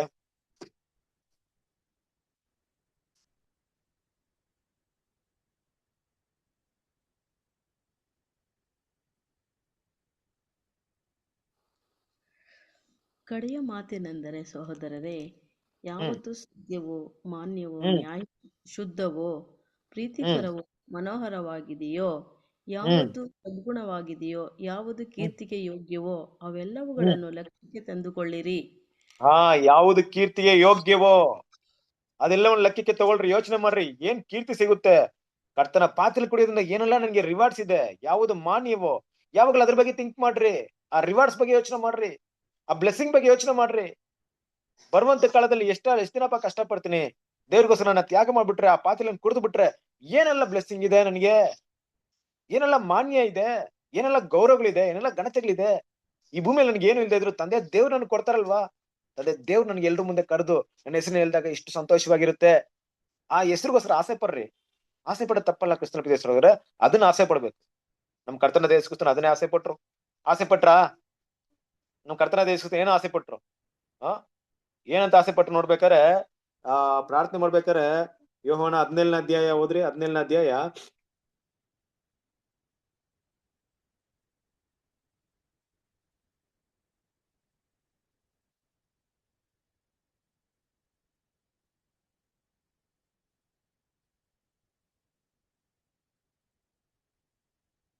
5ನೇ ವಾಕ್ಯ ಓದ್ರಿ. ಈಗ ನೀನು ನಿನ್ನ ಬಳೆ ನನ್ನನ್ನು ಮಹಿಮೆಪಡಿಸು. ಲೋಕ ಉಂಟಾಗೋದಕ್ಕಿಂತ ಮುಂಚೆ ನಿನ್ನ ಬಳಿಯಲ್ಲಿ ನನಗಿದ್ದ ಮಹಿಮೆಯಿಂದಲೇ ನನ್ನನ್ನು ಮಹಿಮೆಪಡಿಸು. ನೋಡ್ರಿ, ಮಹಿಮೆ ಕೇಳ್ತಾರೆ. ದೇವರೇ, ಈ ಭೂಮಿಯಲ್ಲಿ ನನ್ಗೆ ಏನೇ ಮಹಿಮೆ ಬೇಡ, ಏನು ರಿವಾರ್ಡ್ ಬೇಡ, ಏನು ಹೋಗ್ಲಿಕ್ಕೆ ಬೇಡ, ಏನು ಬೇಡ. ಆದ್ರೆ ತಂದೆ, ಲೋಕ ಉತ್ಪತ್ತಿ ಮೊದ್ಲು ನನಗೂ ನಿಮ್ಗೆ ಇತ್ತಲ್ಲ ಆ ಮಹಿಮೆ, ಆ ಗ್ಲೋರಿ, ನನಗೆ ಅದು ಕೊಟ್ರೆ ಸಾಕು ತಂದೆ. ಅಲ್ವಾ? ನಿಮಗೂ ನಮಗೂ ಇದನ್ನೇ ಕೊಡ್ತಾನೆ ಅಂತ ಹೇಳ್ತಾರ ದೇವ್ರು. ಅದ್ರ ಬಗ್ಗೆ ಆಸೆ ಪಡೋಣ, ಅದ್ರ ಹೊಂದ್ಕೊಳ್ಳಕ್ಕೆ ಯೋಚನೆ ಮಾಡೋಣ. ಯಾವಾಗ್ಲೂ ಕೀರ್ತಿಗೆ ಯಾವ್ದು ಯೋಗ್ಯವಾಗಿರುತ್ತೋ, ದೇವ್ರು ನಮ್ಮನ್ನ ಸನ್ಮಾನ ಮಾಡೋ ರೀತಿಯಲ್ಲಿ ಯಾವ ವಿಷಯ ಯೋಗ್ಯವಾಗಿರುತ್ತೋ ಅದ್ರ ಬಗ್ಗೆ ಚಿಂತೆ ಮಾಡೋಣ, ಅದ್ರ ಬಗ್ಗೆ ಯೋಚನೆ ಮಾಡೋಣ. ಈ ಪಾತ್ರೆಯನ್ನು ಪಾನ ಮಾಡಿದ್ರೆ ಏನೆಲ್ಲ ರಿವಾರ್ಡ್ ಸಿಗುತ್ತೆ ಅಂತ ಯೋಚನೆ ಮಾಡೋಣ. ಆ ರಿವಾರ್ಡ್ಸ್ ಸಂತೋಷವನ್ನ ಕೊಡುತ್ತೆ, ಮುಂದೆ ನುಗ್ಗುವಂತ ಭರವಸೆಯನ್ನ ಕೊಡುತ್ತೆ, ಶೋಧನೆಗಳನ್ನ ಸಗಿಸ್ಕೊಳ್ಳುವಂತ ಬಲವನ್ನ ಕೊಡುತ್ತೆ ಅಲ್ವಾ? ಆದ್ರೆ ನಾವು ಮಾಡದೇ ಇದ್ದಾಗ, ಒಂದ್ ವೇಳೆ ಕರ್ತನ ಪಾತ್ರೆಯಲ್ಲಿ ಪಾನ ಮಾಡದೆ ಹೋದಾಗ ಏನಾಗುತ್ತೆ ಅಂತ ಯೋಚನೆ ಮಾಡಿದ್ರೆ ಭಯ ಹುಟ್ಟಿಸುತ್ತೆ. ಎರಡು ಕೂಡ ನಮ್ ಮುಂದೆ ಇರ್ಲಿ. ಇದು ನಮ್ಮನ್ನ ಏನ್ ಮಾಡುತ್ತೆ? ಎಚ್ಚರಿಕೆಯಿಂದ ಇರಕ್ಕೆ ನಮ್ಮನ್ನ ನಡೆಸುತ್ತೆ, ಮುನ್ನೆಚ್ಚರಿಕೆ ಇರುವಂತೆ ನಮ್ಮನ್ನ ಕಾರ್ಯಗತಗೊಳಿಸುತ್ತೆ. ದೇವ್ರ ಮಕ್ಕಳು ಯಾವಾಗಲೂ ಕೇರ್ಫುಲ್ ಆಗಿರ್ಬೇಕು. ಇದು ನಮ್ಮ ಮೈಂಡ್ ಆಗಿರ್ಬೇಕು ಅಲ್ವಾ? ಹಾಗೇನಾಗುತ್ತಂದ್ರೆ ಕ್ರಿಸ್ತನಿಗೋಸ್ಕರ ಅಪೊಸ್ತಲ ಪಾಳ ಹೇಳ್ತಾ ಇರಲ್ವಾ? ಏನ್ ಹೇಳ್ತಾರೆ? ಯೇಸು ಕ್ರಿಸ್ತನಿಗೋಸ್ಕರ, ಕ್ರಿಸ್ತನ ತಿಳಿಯುವಂತ ತಿಳಿವಳಿಕೆಗೋಸ್ಕರ ಏನ್ ಮಾಡ್ತೀನಿ? ಎಲ್ಲವನ್ನ ವ್ಯರ್ಥವು ಕಸವು ಅಂತ ಎನಿಸ್ಕೊಳ್ತೀನಿ ಅಲ್ವಾ? ಲೋಕದ ವಿಷಯಗಳೆಲ್ಲ ಅದ್ರ ಮುಂದೆ ಏನು ಇಲ್ಲ ಅನ್ಕೊಳ್ತೀನಿ ಅನ್ನುವಂತ ಭಾವನೆ ನಮ್ಮಲ್ಲಿ ಹುಟ್ಟುತ್ತೆ, ಬೆಳೆಯುತ್ತೆ. ಕ್ರಿಸ್ತನ ಪ್ರೀತಿಯ ಅಂತ ಭಾವನೆಗಳು ಬೆಳೆಸ್ಕೊಳ್ಳಕ್ಕೆ ಪ್ರಯತ್ನ ಪಡೋಣ. ಮನಸ್ಸಲ್ಲಿ ಯಾವಾಗಲೂ ಅದನ್ನ ಇಟ್ಕೊಳ್ಳೋಣ. ಕ್ರಿಸ್ತನ ಮುಂದೆ, ಕ್ರಿಸ್ತನ ಸಾರೂಪ್ಯದ ಮುಂದೆ, ಕ್ರಿಸ್ತನಿಂದ ಬರುವಂತ ಆ ಒಂದು ರಿವಾರ್ಡ್ ಮುಂದೆ ಈ ನಿಂದನೆ ಅವಮಾನಗಳು ಏನು ದೊಡ್ಡದಲ್ಲ, ಈ ಕಷ್ಟಗಳು ಶೋಧನೆಗಳು ಏನು ದೊಡ್ಡದಲ್ಲ. ಆದ್ರಿಂದ ಕ್ರಿಸ್ತನಿಗೋಸ್ಕರ ನಾನು ಬಾಧೆಗಳನ್ನ ಸಹಿಸುತ್ತೀರೆ, ಕ್ರಿಸ್ತನಿಗೋಸ್ಕರ ಆಳ್ವಿಕೆ ಮಾಡ್ತೀನಿ ಅಂತ ಹೇಳಿದಾಗ ಆ ಬಾಧೆನ ಸಹಿಸುವಂತ ಪಾತ್ರೆ ತಗೊಳಕ್ಕೆ ಯಾವಾಗಲೂ ಸಿದ್ಧರಾಗಿರೋಣ, ಸಂತೋಷವಾಗಿರೋಣ. ಆ ಪಾತ್ರೆ ತಗೊಳ್ಳಕ್ಕೆ ಸಂತೋಷ ಪಡೋರಾಗಿರ್ಬೇಕು. ಕರೆಕ್ಟ್ ಅಲ್ವಾ? ಅದೊಂದು ನಾವು ಸ್ತೋತ್ರ ಮಾಡುವ ಸ್ತೋತ್ರದ ಪಾತ್ರೆ ಅಂತ ದ ಕಪ್ ಆಫ್ ಬ್ಲೆಸ್ಸಿಂಗ್ ಅಂತಿದೆ ಒಂದ್ ಕಡೆ. ಸಂತೋಷದ ಪಾತ್ರೆ ಆಗಿರ್ಬೇಕು. ಹಾಗಿರ್ಬೇಕು ಕ್ರಿಸ್ತನ ಪ್ರೀತಿಯ ಸಹೋದರರೇ.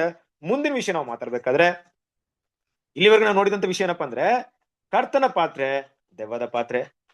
ಕರ್ತನ ಪಾತ್ರೆಯಲ್ಲೂ ಮತ್ತೆ ದೆವ್ವದ ಪಾತ್ರೆ ಎರಡರಲ್ಲೂ ಏನ್ ಮಾಡಕ್ಕಾಗಲ್ಲ? ಪಾಲು ಹೊಂದೋದಕ್ಕಾಗಲ್ಲ. ಈಗ ಕರ್ತನ ಮೇಜು ಅಂದ್ರೇನು, ದೆವ್ವದ ಮೇಜು ಅಂದ್ರೇನು? ಅದೇನಪ್ಪ ಅದು ಕರ್ತನ ಮೇಜು ಮತ್ತೆ ದೆವ್ವದ ಮೇಜು? ಆ ರೀತಿಯಾದಂತ ಮೇಜಿದೆಯಾ? ಏನನ್ನು ಸೂಚಿಸುತ್ತೆ ಕರ್ತನ ಮೇಜು ಮತ್ತೆ ದೆವ್ವದ ಮೇಜು? ಅದನ್ನ ನಾವು ಪಾನ ಮಾಡ್ತಾ ಇದ್ದೀವ? ಅದಕ್ಕೂ ಈ ಪಾತ್ರೆಗೆ ಏನ್ ಸಂಬಂಧ ಇದೆ? ಈ ಪಾತ್ರೆ ಯಾಕೆ ಅಲ್ಲಿರ್ಬೇಕಾಯ್ತು? ಪಾತ್ರೆಗೆ ಯಾಕೆ ಕನೆಕ್ಟ್ ಮಾಡ್ತಾ ಇದೆ? ಕರ್ತನ ಮೇಜಿನ ತಗೊಂಡ್ಬಂದು ಪಾತ್ರೆಗೆ ಕನೆಕ್ಟ್ ಮಾಡ್ತಾ ಇದೆ ಅಂದ್ರೆ, ಮೇಜಿನಲ್ಲಿ ಪಾತ್ರೆ ಇದೆಯಾ? ಪಾತ್ರೆ ಸಪ್ರೇಟ್ ಆಗಿ ಸಿಗ್ತಾ ಇದೆಯಾ? ಇದ್ರ ಅರ್ಥವೇನು? ಅಪೊಸ್ತಲ ಪಾಳಿಲ್ ಮಾತಾಡಂತ ವಿಷಯವೇನು? ದೆವ್ವದ ಪಾತ್ರೆಯಲ್ಲಿ, ದೆವ್ವದ ಮೇಜಿನಲ್ಲಿ ಏನೆಲ್ಲ ಇದೆ? ದೆವ್ವದ ಮೇಜು ಮತ್ತೆ ಕರ್ತನ ಮೇಜಿನ ಹೇಗೆ ಗುರುತು ಕಂಡುಹಿಡಿಯೋದು? ಅದು ನಮ್ಮ ಮುಂದೆ ಈಗಿದೆಯಾ, ಇಲ್ಲ ಇನ್ನು ಮುಂದೆ ಬರುತ್ತಾ? ನಾವು ಅದನ್ನ ಈಗ ಇಲ್ಲಿವರೆಗೂ ಅದನ್ನ ಯೂಸ್ ಮಾಡ್ತಾ ಇದೀವ ಅನ್ನುವಂತ ಎಲ್ಲಾ ವಿಷಯವನ್ನ ದೇವರಿಗೆ ಚಿತ್ತಮಾದ್ರೆ ನೆಕ್ಸ್ಟ್ ಟಾಪಿಕ್ ಅಲ್ಲಿ ಏನ್ ಮಾಡೋಣ? ಇದರ ಕಂಟಿನ್ಯೂ ಪಾರ್ಟ್ ಅಲ್ಲಿ ನಾವು ನೋಡೋಣ. ದೇವರು ಇವತ್ತಿನ ಪಾಠವನ್ನ ಆಶೀರ್ವದಿಸಲಿ. Amen amen. ಥ್ಯಾಂಕ್ ಯು ರೀ. ಓಕೆ, ಕ್ರಿಸ್ತನ ಪ್ರೀತಿಯ ಸಹೋದರರೇ, ಏನಾದ್ರು ಇದ್ರ ಬಗ್ಗೆ ಏನಾದ್ರು ಡೌಟ್ಸ್ ಏನಾದ್ರೆ ಇದ್ರ ಬಗ್ಗೆ ನೀವು ಕೇಳ್ಬೋದು. ಇಲ್ಲಾಂದ್ರೆ ನಾವು ಪಾಠವನ್ನ ಇಲ್ಲಿಗೆ ಮುಗಿಸಿ ಮುಂದಿನ ಹಂತಕ್ಕೆ ಹೋಗೋಣ.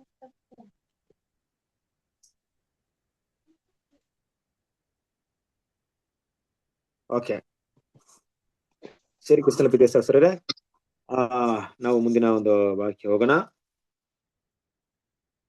ಇವತ್ತಿನ ರಾತ್ರಿ ಗೀತಿನ ಓದ್ತೀರಾ ಯಾರಾದ್ರೂ? ರಾತ್ರಿಯ ಗೀತೆಗಳು ಫೆಬ್ರವರಿ 13. ನಿಮ್ಮನ್ನು ಕರೆಯುವ ಆತನು ನಂಬಿಕಸ್ತನು, ಆತನು ತನ್ನ ಕಾರ್ಯವನ್ನು ಸಾಧಿಸುವನು. 1 ಥೆಸಲೋನಿಕದವರಿಗೆ ಬರೆದ ಪತ್ರಿಕೆ 5ನೇ ಅಧ್ಯಾಯ 24ನೇ ವಚನ.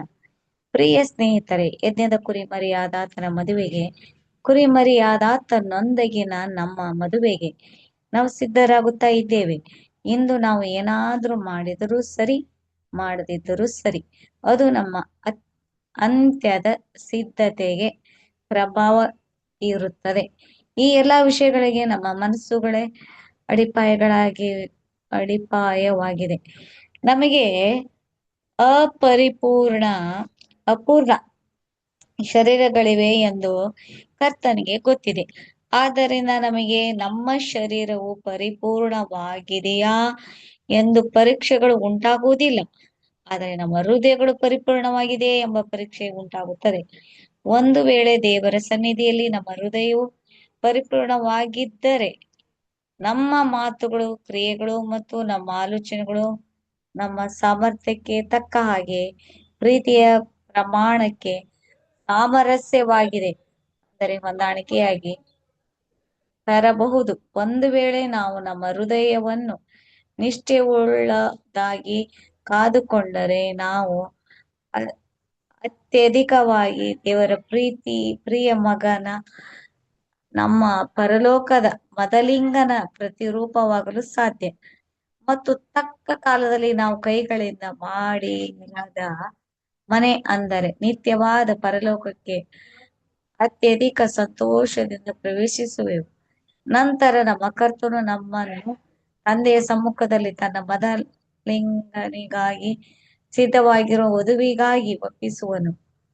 ಆತನು ನಮ್ಮನ್ನು ನಿಷ್ಕಳಂಕವಾಗಿ ಅತ್ಯಧಿಕ ಸಂತೋಷದಿಂದ ತಂದೆಯ ಮುಂದೆ ಒಪ್ಪಿಸುವನು. ದೇವರಿಗೆ ಸ್ತೋತ್ರ.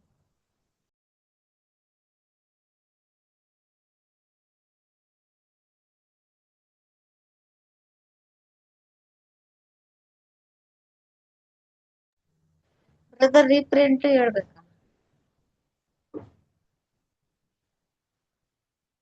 ಹಲೋ ಬ್ರದರ್ ಸಿಸ್ಟರ್ಸ್ ಎಲ್ಲಾರ್ಗಿ ಕೇಳ್ತಾ ನಾ ಓದಿದ್ದು? ಹಾ ಕೇಳ್ತವ. ಕೇಳಿಸ್ತು Reshma. Aunty thank you aunty.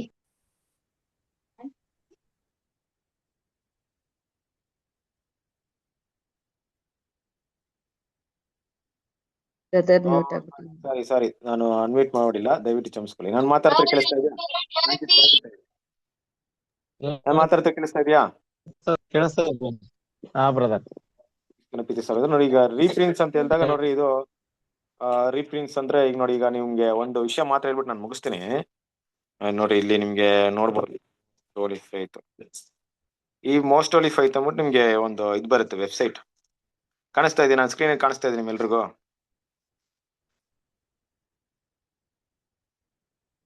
ಕಾಣಿಸ್ತಾ ನಾನು ಸ್ಕ್ರೀನ್ ಕಾಣಿಸ್ತಾ ಇದೆಯಾ? ಕಾಣಿಸ್ತಾ ಬ್ರದರ್. ಮೋಸ್ಟ್ ಹೋಲಿ ಫೇತ್ ಅಂತ ಹೇಳಿ. ನೋಡ್ರಿ, ಇದು ಮೋಸ್ಟ್ ಹೋಲಿ ಫೈತ್. ಇದು ನಾನು ಮೋಸ್ಟ್ ಹೋಲಿ ಫೈತ್ ಹಾಕಿ ಇಲ್ಲಿ ನಿಮ್ಗೆ ರೀಪ್ರಿಂಟ್ಸ್ ಅಂತ ಒಂದು ಬಂದಿರುತ್ತೆ ನೋಡ್ರಿ, ರೀಪ್ರಿಂಟ್ಸ್. ಓಕೆನಾ? ಈ ರೀಪ್ರಿಂಟ್ಸ್ ಕ್ಲಿಕ್ ಮಾಡಿದ್ರೆ ಇಲ್ಲಿ ರೀಪ್ರಿಂಟ್ಸ್ ಬರುತ್ತೆ. ಇವಾಗ ನಾನು ತಗೊಂಡಿದ್ದಂತ ಒಂದು ಪಾಠ ಈಗ ನೀವು ನೋಡಿದ್ಬೋದು. ನಾವು ಪಾಠ ಅಂತ ಈಗ ಲೆಸನ್ ತಗೊಂಡಿದ್ದೆ. ಆ ರೀಪ್ರಿಂಟ್ಸ್ ನಂಬರ್ ಏನ್ ಹೇಳಿದ್ದೆ ನಿಮ್ಗೆ? ಅದು ಏನ್ ರೀಪ್ರಿಂಟ್ಸ್ ನಂಬರ್ ಹೇಳಿದ್ದೆ ನೆನಪಿದ್ಯಾ? ಸ್ಟಾರ್ಟಿಂಗ್ ಅಲ್ಲಿ ಹೇಳಿದ್ನ ನಿಮ್ಗೆ ರೀಪ್ರಿಂಟ್ಸ್ ನಂಬರ್ 1898 ರೈಟಾ? 1898 ಹೇಳಿದ್ದೆ, ಕರೆಕ್ಟ್ ಅಲ್ವಾ? 1898. ನಿಮ್ಗೆ ಒಂದು ಒಂದು ಒಂದು ಇದಕ್ಕೆ ಕೇಳ್ತಾ ಇದೀನಿ ಅಷ್ಟೇ. ಈಗ ನೋಡಿ 1898 ಓಪನ್ ಮಾಡಿದೀನಿ, ರೀಪ್ರಿಂಟ್ಸ್ ನಂಬರ್. ಇವಾಗ ಇದನ್ನ ನೀವೇನ್ ಮಾಡ್ಬೋದು ಅಂದ್ರೆ, ಒಂದ್ ವೇಳೆ ನೀವು ಅದನ್ನ ಸ್ಟಡಿ ಮಾಡ್ತೀನಿ ಅಂದಾಗ ಜಸ್ಟ್ ಏನ್ ಮಾಡ್ತೀರಾ ಅಂದ್ರೆ, ಹಂಗೆ ಇರಿ, ನಿಮ್ಗೆ ಹೇಳ್ತೀನಿ.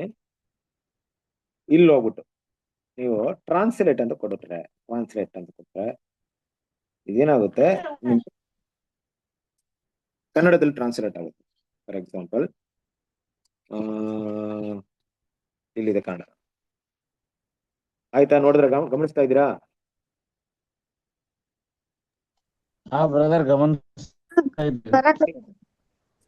ಯಾವ ರೀಪ್ರಿಂಟ್ಸ್ ಬೇಕಾದ್ರೂ ಇಲ್ಲಿಂದ ಓದ್ಬೋದು. ಅಂದ್ರೆ ನಿಮ್ಗೆ ಟ್ರಾನ್ಸ್ಲೇಟ್ ಹತ್ತತ್ರ ಇರುತ್ತೆ, ಎಕ್ಸಾಕ್ಟ್ಲಿ ಇರಲ್ಲ, ಹತ್ತತ್ರ ಇರುತ್ತೆ. ನೋಡಿ, ಈಗ ಪ್ರವಾದನೆ ವಾಕ್ಯ ಅಂದಾಗ ಇಲ್ಲಿ ಭವಿಷ್ಯವಾಣಿ ಅಂತ ಬಂದಿರುತ್ತೆ, ನೀವು ಅದನ್ನ ನೋಡ್ಬೋದು. ಈ ಕೆಲವೊಂದು ವಿಷಯಗಳೆಲ್ಲ ನೀವು ಸ್ಟಡಿ ಮಾಡ್ಬೋದು. ನಿಮ್ಗೆ ನೋಡ್ಬೇಕಾದ್ರೆ ಮತ್ತೆ ವ್ಯಾಲ್ಯೂಮ್ಸ್ ಕೂಡ ಇಲ್ಲೇ ಇರುತ್ತೆ. ವ್ಯಾಲ್ಯೂಮ್ಸ್ ಏನ್ ಬೇಕಾದ್ರೂ ಏನ್ ಮಾಡ್ಬೋದು, ಇದೆಲ್ಲ ನಮ್ಮ ಬೈಬಲ್ ಸ್ಟೂಡೆಂಟ್ಸ್. ಇದನ್ನ ನೀವು ಏನ್ ಬೇಕಾದ್ರೂ ಏನ್ ಮಾಡ್ಬೋದು, ಸ್ಟಡಿ ಮಾಡ್ಬೋದು. ಯೂಸ್ಫುಲ್ ಆಗಿರುತ್ತೆ. ಅನಂತ ಉದ್ದೇಶ ಬಟ್ ಅರ್ಥವಾಗ್ತಿದೆಯಾ? ಗ್ರೂಪ್ ಅಲ್ಲಿ ಕಳಿಸ್ತೀನಿ, ಬೇಕಾದ್ರೆ ಅದನ್ನ ಯೂಸ್ ಮಾಡ್ಕೊಳ್ಳಿ, ನಿಮ್ಗೆ ಯೂಸ್ಫುಲ್ ಆಗಿರುತ್ತೆ. ಓಕೆನಾ? ಇದನ್ನ ಈ ರೀತಿ ನೋಡ್ಬೋದು. ಈ ರೀತಿ ನೋಡಿದಾಗ ಏನಾಗುತ್ತೆ, ಇದನ್ನ 100% ನಮ್ ಟ್ರಾನ್ಸ್ಲೇಷನ್ ಇರಲ್ಲ, ಮೇ ಬಿ ಸ್ವಲ್ಪ ಹೆಚ್ಚು ಕಡಿಮೆ ಇರುತ್ತೆ. ನೋಡಿ, ಈಗ ಭವಿಷ್ಯವಾಣಿ ಅಂತಿದೆ, ನಾವು ಸಾಮಾನ್ಯ ಭವಿಷ್ಯವಾಣಿ ಅಂತ ಯೂಸ್ ಮಾಡಲ್ಲ, ನಾವು ಪ್ರವಾದನೆ ವಾಕ್ಯ ಅಂತ ಯೂಸ್ ಮಾಡ್ತೀವಿ. ಕರೆಕ್ಟ್ ಅಲ್ವಾ? ಸಭೆ ಅನ್ನೋದಕ್ಕೆ ಚರ್ಚ್ ಅಂತ ಬಂದಿರುತ್ತೆ. ಬಟ್ ನೀವು ನೋಡಿದಾಗ ಹೆಚ್ಚು ಕಡಿಮೆ ಇರುತ್ತೆ. ಬಟ್ ಆದ್ರೂ ಓದ್ರೆ ನಿಮ್ಗೆ ಅರ್ಥವಾಗ್ಬೋದು, ಕೆಲವೊಂದು ವಿಷಯ ನಿಮ್ಗೆ ತಿಳಿಬಹುದು. ಯಾವುದೇ ರೀಪ್ರಿಂಟ್ಸ್ ಬೇಕಾದ್ರೂ ನೀವೇನ್ ಮಾಡ್ಬೋದು, ಇಲ್ಲಿ ಹಾಕ್ಬಿಟ್ಟು ನೀವು ಅದನ್ನ ಸ್ಟಡಿ ಮಾಡ್ಬೋದು. ಆ ರೀಪ್ರಿಂಟ್ಸ್ ಏನಾಗುತ್ತೆ, ಎಂಟರ್ ರೀಪ್ರಿಂಟ್ಸ್ ನಿಮ್ಗೆ ಬಂದ್ಬಿಡುತ್ತೆ. ನೀವು ಟ್ರಾನ್ಸ್ಲೇಟ್ ಮಾಡ್ಕೊಂಡು ಇಮಿಡಿಯೇಟ್ ಆಗಿ ಮಾಡಿದ್ರೆ ಕನ್ನಡದಲ್ಲಿ ಬಂದಿರುತ್ತೆ. ಸುಮಾರು ಜನ ಗೊತ್ತಿರ್ಬೋದು, ಇಲ್ಲದೆ ಇದ್ರೂ ನೋಡ್ಬೋದು. ಈಗ ವ್ಯಾಲ್ಯೂಮ್ ಸ್ಟಡಿ ಇದೆ, ನಮ್ಗೆ ನೋಡ್ತಿದ್ವಲ್ಲ, ಕಿಂಗ್ಡಮ್ ಆಫ್ ಥರ್ಡ್ ವ್ಯಾಲ್ಯೂಮ್ ಕೂಡ ನೀವೇನ್ ಮಾಡ್ಬೋದು, ಇಲ್ಲಿ ನೋಡಿ ನಾವು ಈಗ 6ನೇ ಚಾಪ್ಟರ್ ಹೋಗ್ತಾ ಇದೀವಿ, ಕ್ಲಿನ್ಸಿಂಗ್ ಸ್ಯಾಂಕ್ಚುರಿ ಅಂದ್ಬಿಟ್ಟು. ಏನ್ ಮಾಡ್ತೀರಾ ಅಂದ್ರೆ, ಇದನ್ನ ಕನ್ನಡದಲ್ಲಿ ಟ್ರಾನ್ಸ್ಲೇಟ್ ಕೊಟ್ರೆ ಹೆಚ್ಚು ಕಡಿಮೆ ಆತರ ಬರುತ್ತೆ ನೋಡಿ. ಪವಿತ್ರ ಸ್ಥಳದ ಶುದ್ಧೀಕರಣ ಇದೆಲ್ಲ ಬಂದ್ಬಿಡ್ತು, ನೀವು ನೋಡ್ಬೋದು. ಇದು ನಿಮ್ಗೆ ಎಕ್ಸಾಂಪಲ್ ಆಗಿ ಹೇಳ್ತಿರೋದು. ಈ ರೀತಿ ರೀಪ್ರಿಂಟ್ಸ್ ಬಗ್ಗೆ ನಾನು ಮಾಹಿತಿ ಕೊಡ್ತಾ ಇದ್ದೀನಿ ನಿಮ್ಗೆ ಅಷ್ಟೇ. ಇದ್ರ ಬಗ್ಗೆ ಬೇಕಾದ್ರೆ ನೀವೇನ್ ಮಾಡ್ಬೋದು, ಈ ರೀತಿ ನೋಡಿ ನೀವು ಅದನ್ನ ಸ್ಟಡಿ ಮಾಡ್ಬೋದು. ಓಕೆನಾ? Okay, thank you. ನಿಮ್ಗೆ ಯೂಸ್ ಆಗಿರುತ್ತೆ ಅಂದ್ಕೊಳ್ತೀನಿ. ಏನಾದ್ರು ಡೌಟ್ ಇದ್ರೆ ಕೂಡ ನನಗೆ ಏನ್ ಮಾಡ್ರಿ, ಕೇಳ್ರಿ. Thank you. ಸರಿ, ಕೊನೆಯದಾಗಿ ಪ್ರಾರ್ಥನೆ ಮಾಡಿ ಮುಗಿಸೋಣ.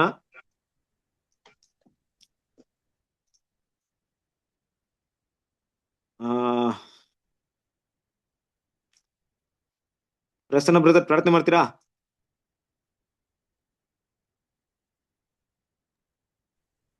ಹಾ ಬ್ರದರ್ ಮಾಡ್ತೀನಿ, ಥ್ಯಾಂಕ್ ಯು. ಮಾಡಿ. ಪ್ರಾರ್ಥನೆ ಮಾಡಿಕೊಳ್ಳೋಣ. ಪರಿಶುದ್ಧನು, ಪ್ರೀತಿ ಸ್ವರೂಪನು, ಅಗಮ್ಯವಾದ ಬೆಳಕಿನಲ್ಲಿ ವಾಸ ಮಾಡುವಂತ ಪರಲೋಕದಲ್ಲಿರುವ ನಮ್ಮ ತಂದೆಯೇ, ಯೇಸು ಕ್ರಿಸ್ತರ ನಾಮದಲ್ಲಿ ನಿಮಗೆ ಕೃತಜ್ಞತೆಗಳನ್ನ ಸಲ್ಲಿಸುವವರಾಗಿದ್ದೇವೆ. ತಂದೆಯೇ, ಈ ದಿನವೆಲ್ಲ ನಮ್ಮನ್ನ ಕಾಪಾಡಿ ಈ ಒಂದು ರಾತ್ರಿ ಸಮಯದಲ್ಲಿ ದೇವರೇ ಈ ಆನ್ಲೈನ್ ಮುಖಾಂತರ ಅನೇಕ ವಿಷಯಗಳನ್ನ ನಾವು ಕಲಿಯುವ ಹಾಗೆ ನೀವು ಸೇರಿಸಿ ನಮ್ಮನ್ನ ಈ ರೀತಿಯಲ್ಲಿ ವಾಕ್ಯಗಳ ಮುಖಾಂತರ ಎಚ್ಚರಿಸುತ್ತಿರುವುದಕ್ಕಾಗಿ ನಿಮಗೆ ಕೃತಜ್ಞತೆಗಳು ತಂದೆ. ಈ ದಿನ ದೇವರೇ ಕರ್ತನ ಮೇಜು ಮತ್ತೆ ದೆವ್ವದ ಮೇಜು ಎಂಬುದರ ವಿಷಯದ ಕುರಿತು ಅನೇಕ ವಿಷಯಗಳು ಸತ್ಯವೇದದ ಮುಖಾಂತರ ಸಹೋದರರು ನಮ್ಮೊಟ್ಟಿಗೆ ಹಂಚಿಕೊಳ್ಳುವ ಹಾಗೆ ನೀವು ಮಾಡಿದ್ದಕ್ಕಾಗಿ ನಿಮಗೆ ಕೃತಜ್ಞತೆಗಳು ತಂದೆ. ದೇವರೇ ಈ ಒಂದು ಸಮಯದಲ್ಲಿ ದೇವರೇ ಮುಂದಿನ ತಿಂಗಳು ಇರುವಂತಹ 31ನೇ ತಾರೀಕು ಕರ್ತನ ಮೇಜಿನ ವಿಷಯದಲ್ಲಿ ನಾವು ಸಿದ್ಧರಾಗುವ ವಿಷಯಗಳ ಕುರಿತು ನೀವು ನಮ್ಮೊಟ್ಟಿಗೆ ಮಾತಾಡುತ್ತಿರುವುದಕ್ಕಾಗಿ ನಿಮಗೆ ಕೃತಜ್ಞತೆಗಳು ತಂದೆ. ನಿಂತಿರುವವನು ದೇವರೇ ಬೀಳದೆ ತನ್ನನ್ನು ತಾನು ಎಚ್ಚರಿಸಿಕೊಂಡವನಾಗಿ ಇರಬೇಕು ಎಂಬುದರ ವಿಷಯದ ಕುರಿತು ಈ ರೀತಿ ಅನೇಕ ವಿಷಯಗಳು ಸಹೋದರರು ನಮ್ಮೊಟ್ಟಿಗೆ ಮಾತಾಡಿದ್ದಾರೆ ತಂದೆ.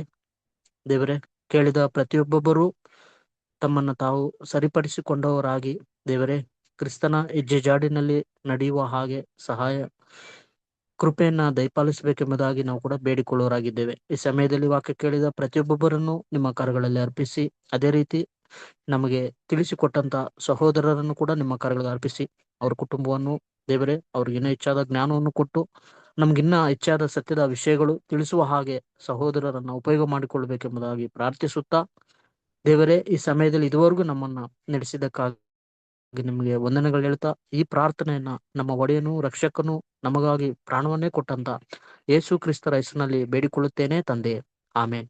Thank you brother. Amen. you, thank thank you. ಎಲ್ಲರಿಗೂ ನಮಸ್ತೆ. ದೇವರು ನಿಮ್ಮೆಲ್ಲರನ್ನು ಆಶೀರ್ವದಿಸಲಿ. God bless you. Thank you. Thank you, brother. ಎಲ್ಲರಿಗೂ ನಮಸ್ತೆ.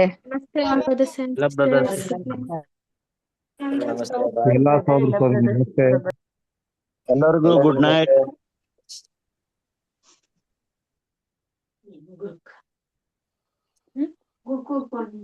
ಎಲ್ಲರಿಗೂ ನಮಸ್ತೆ. ನಮಸ್ತೆ ಪುಟ್ಟ, ಗುಡ್ ನೈಟ್. ನಮಸ್ತೆ sister, good night. Good night. ನಮಸ್ತೆ ಸಿಸ್ಟರ್. ನಮಸ್ತೆ. ನಮಸ್ತೆ. Thank you. Good night. Take care. Bye bye. Bye bye bye. Good night. Bye.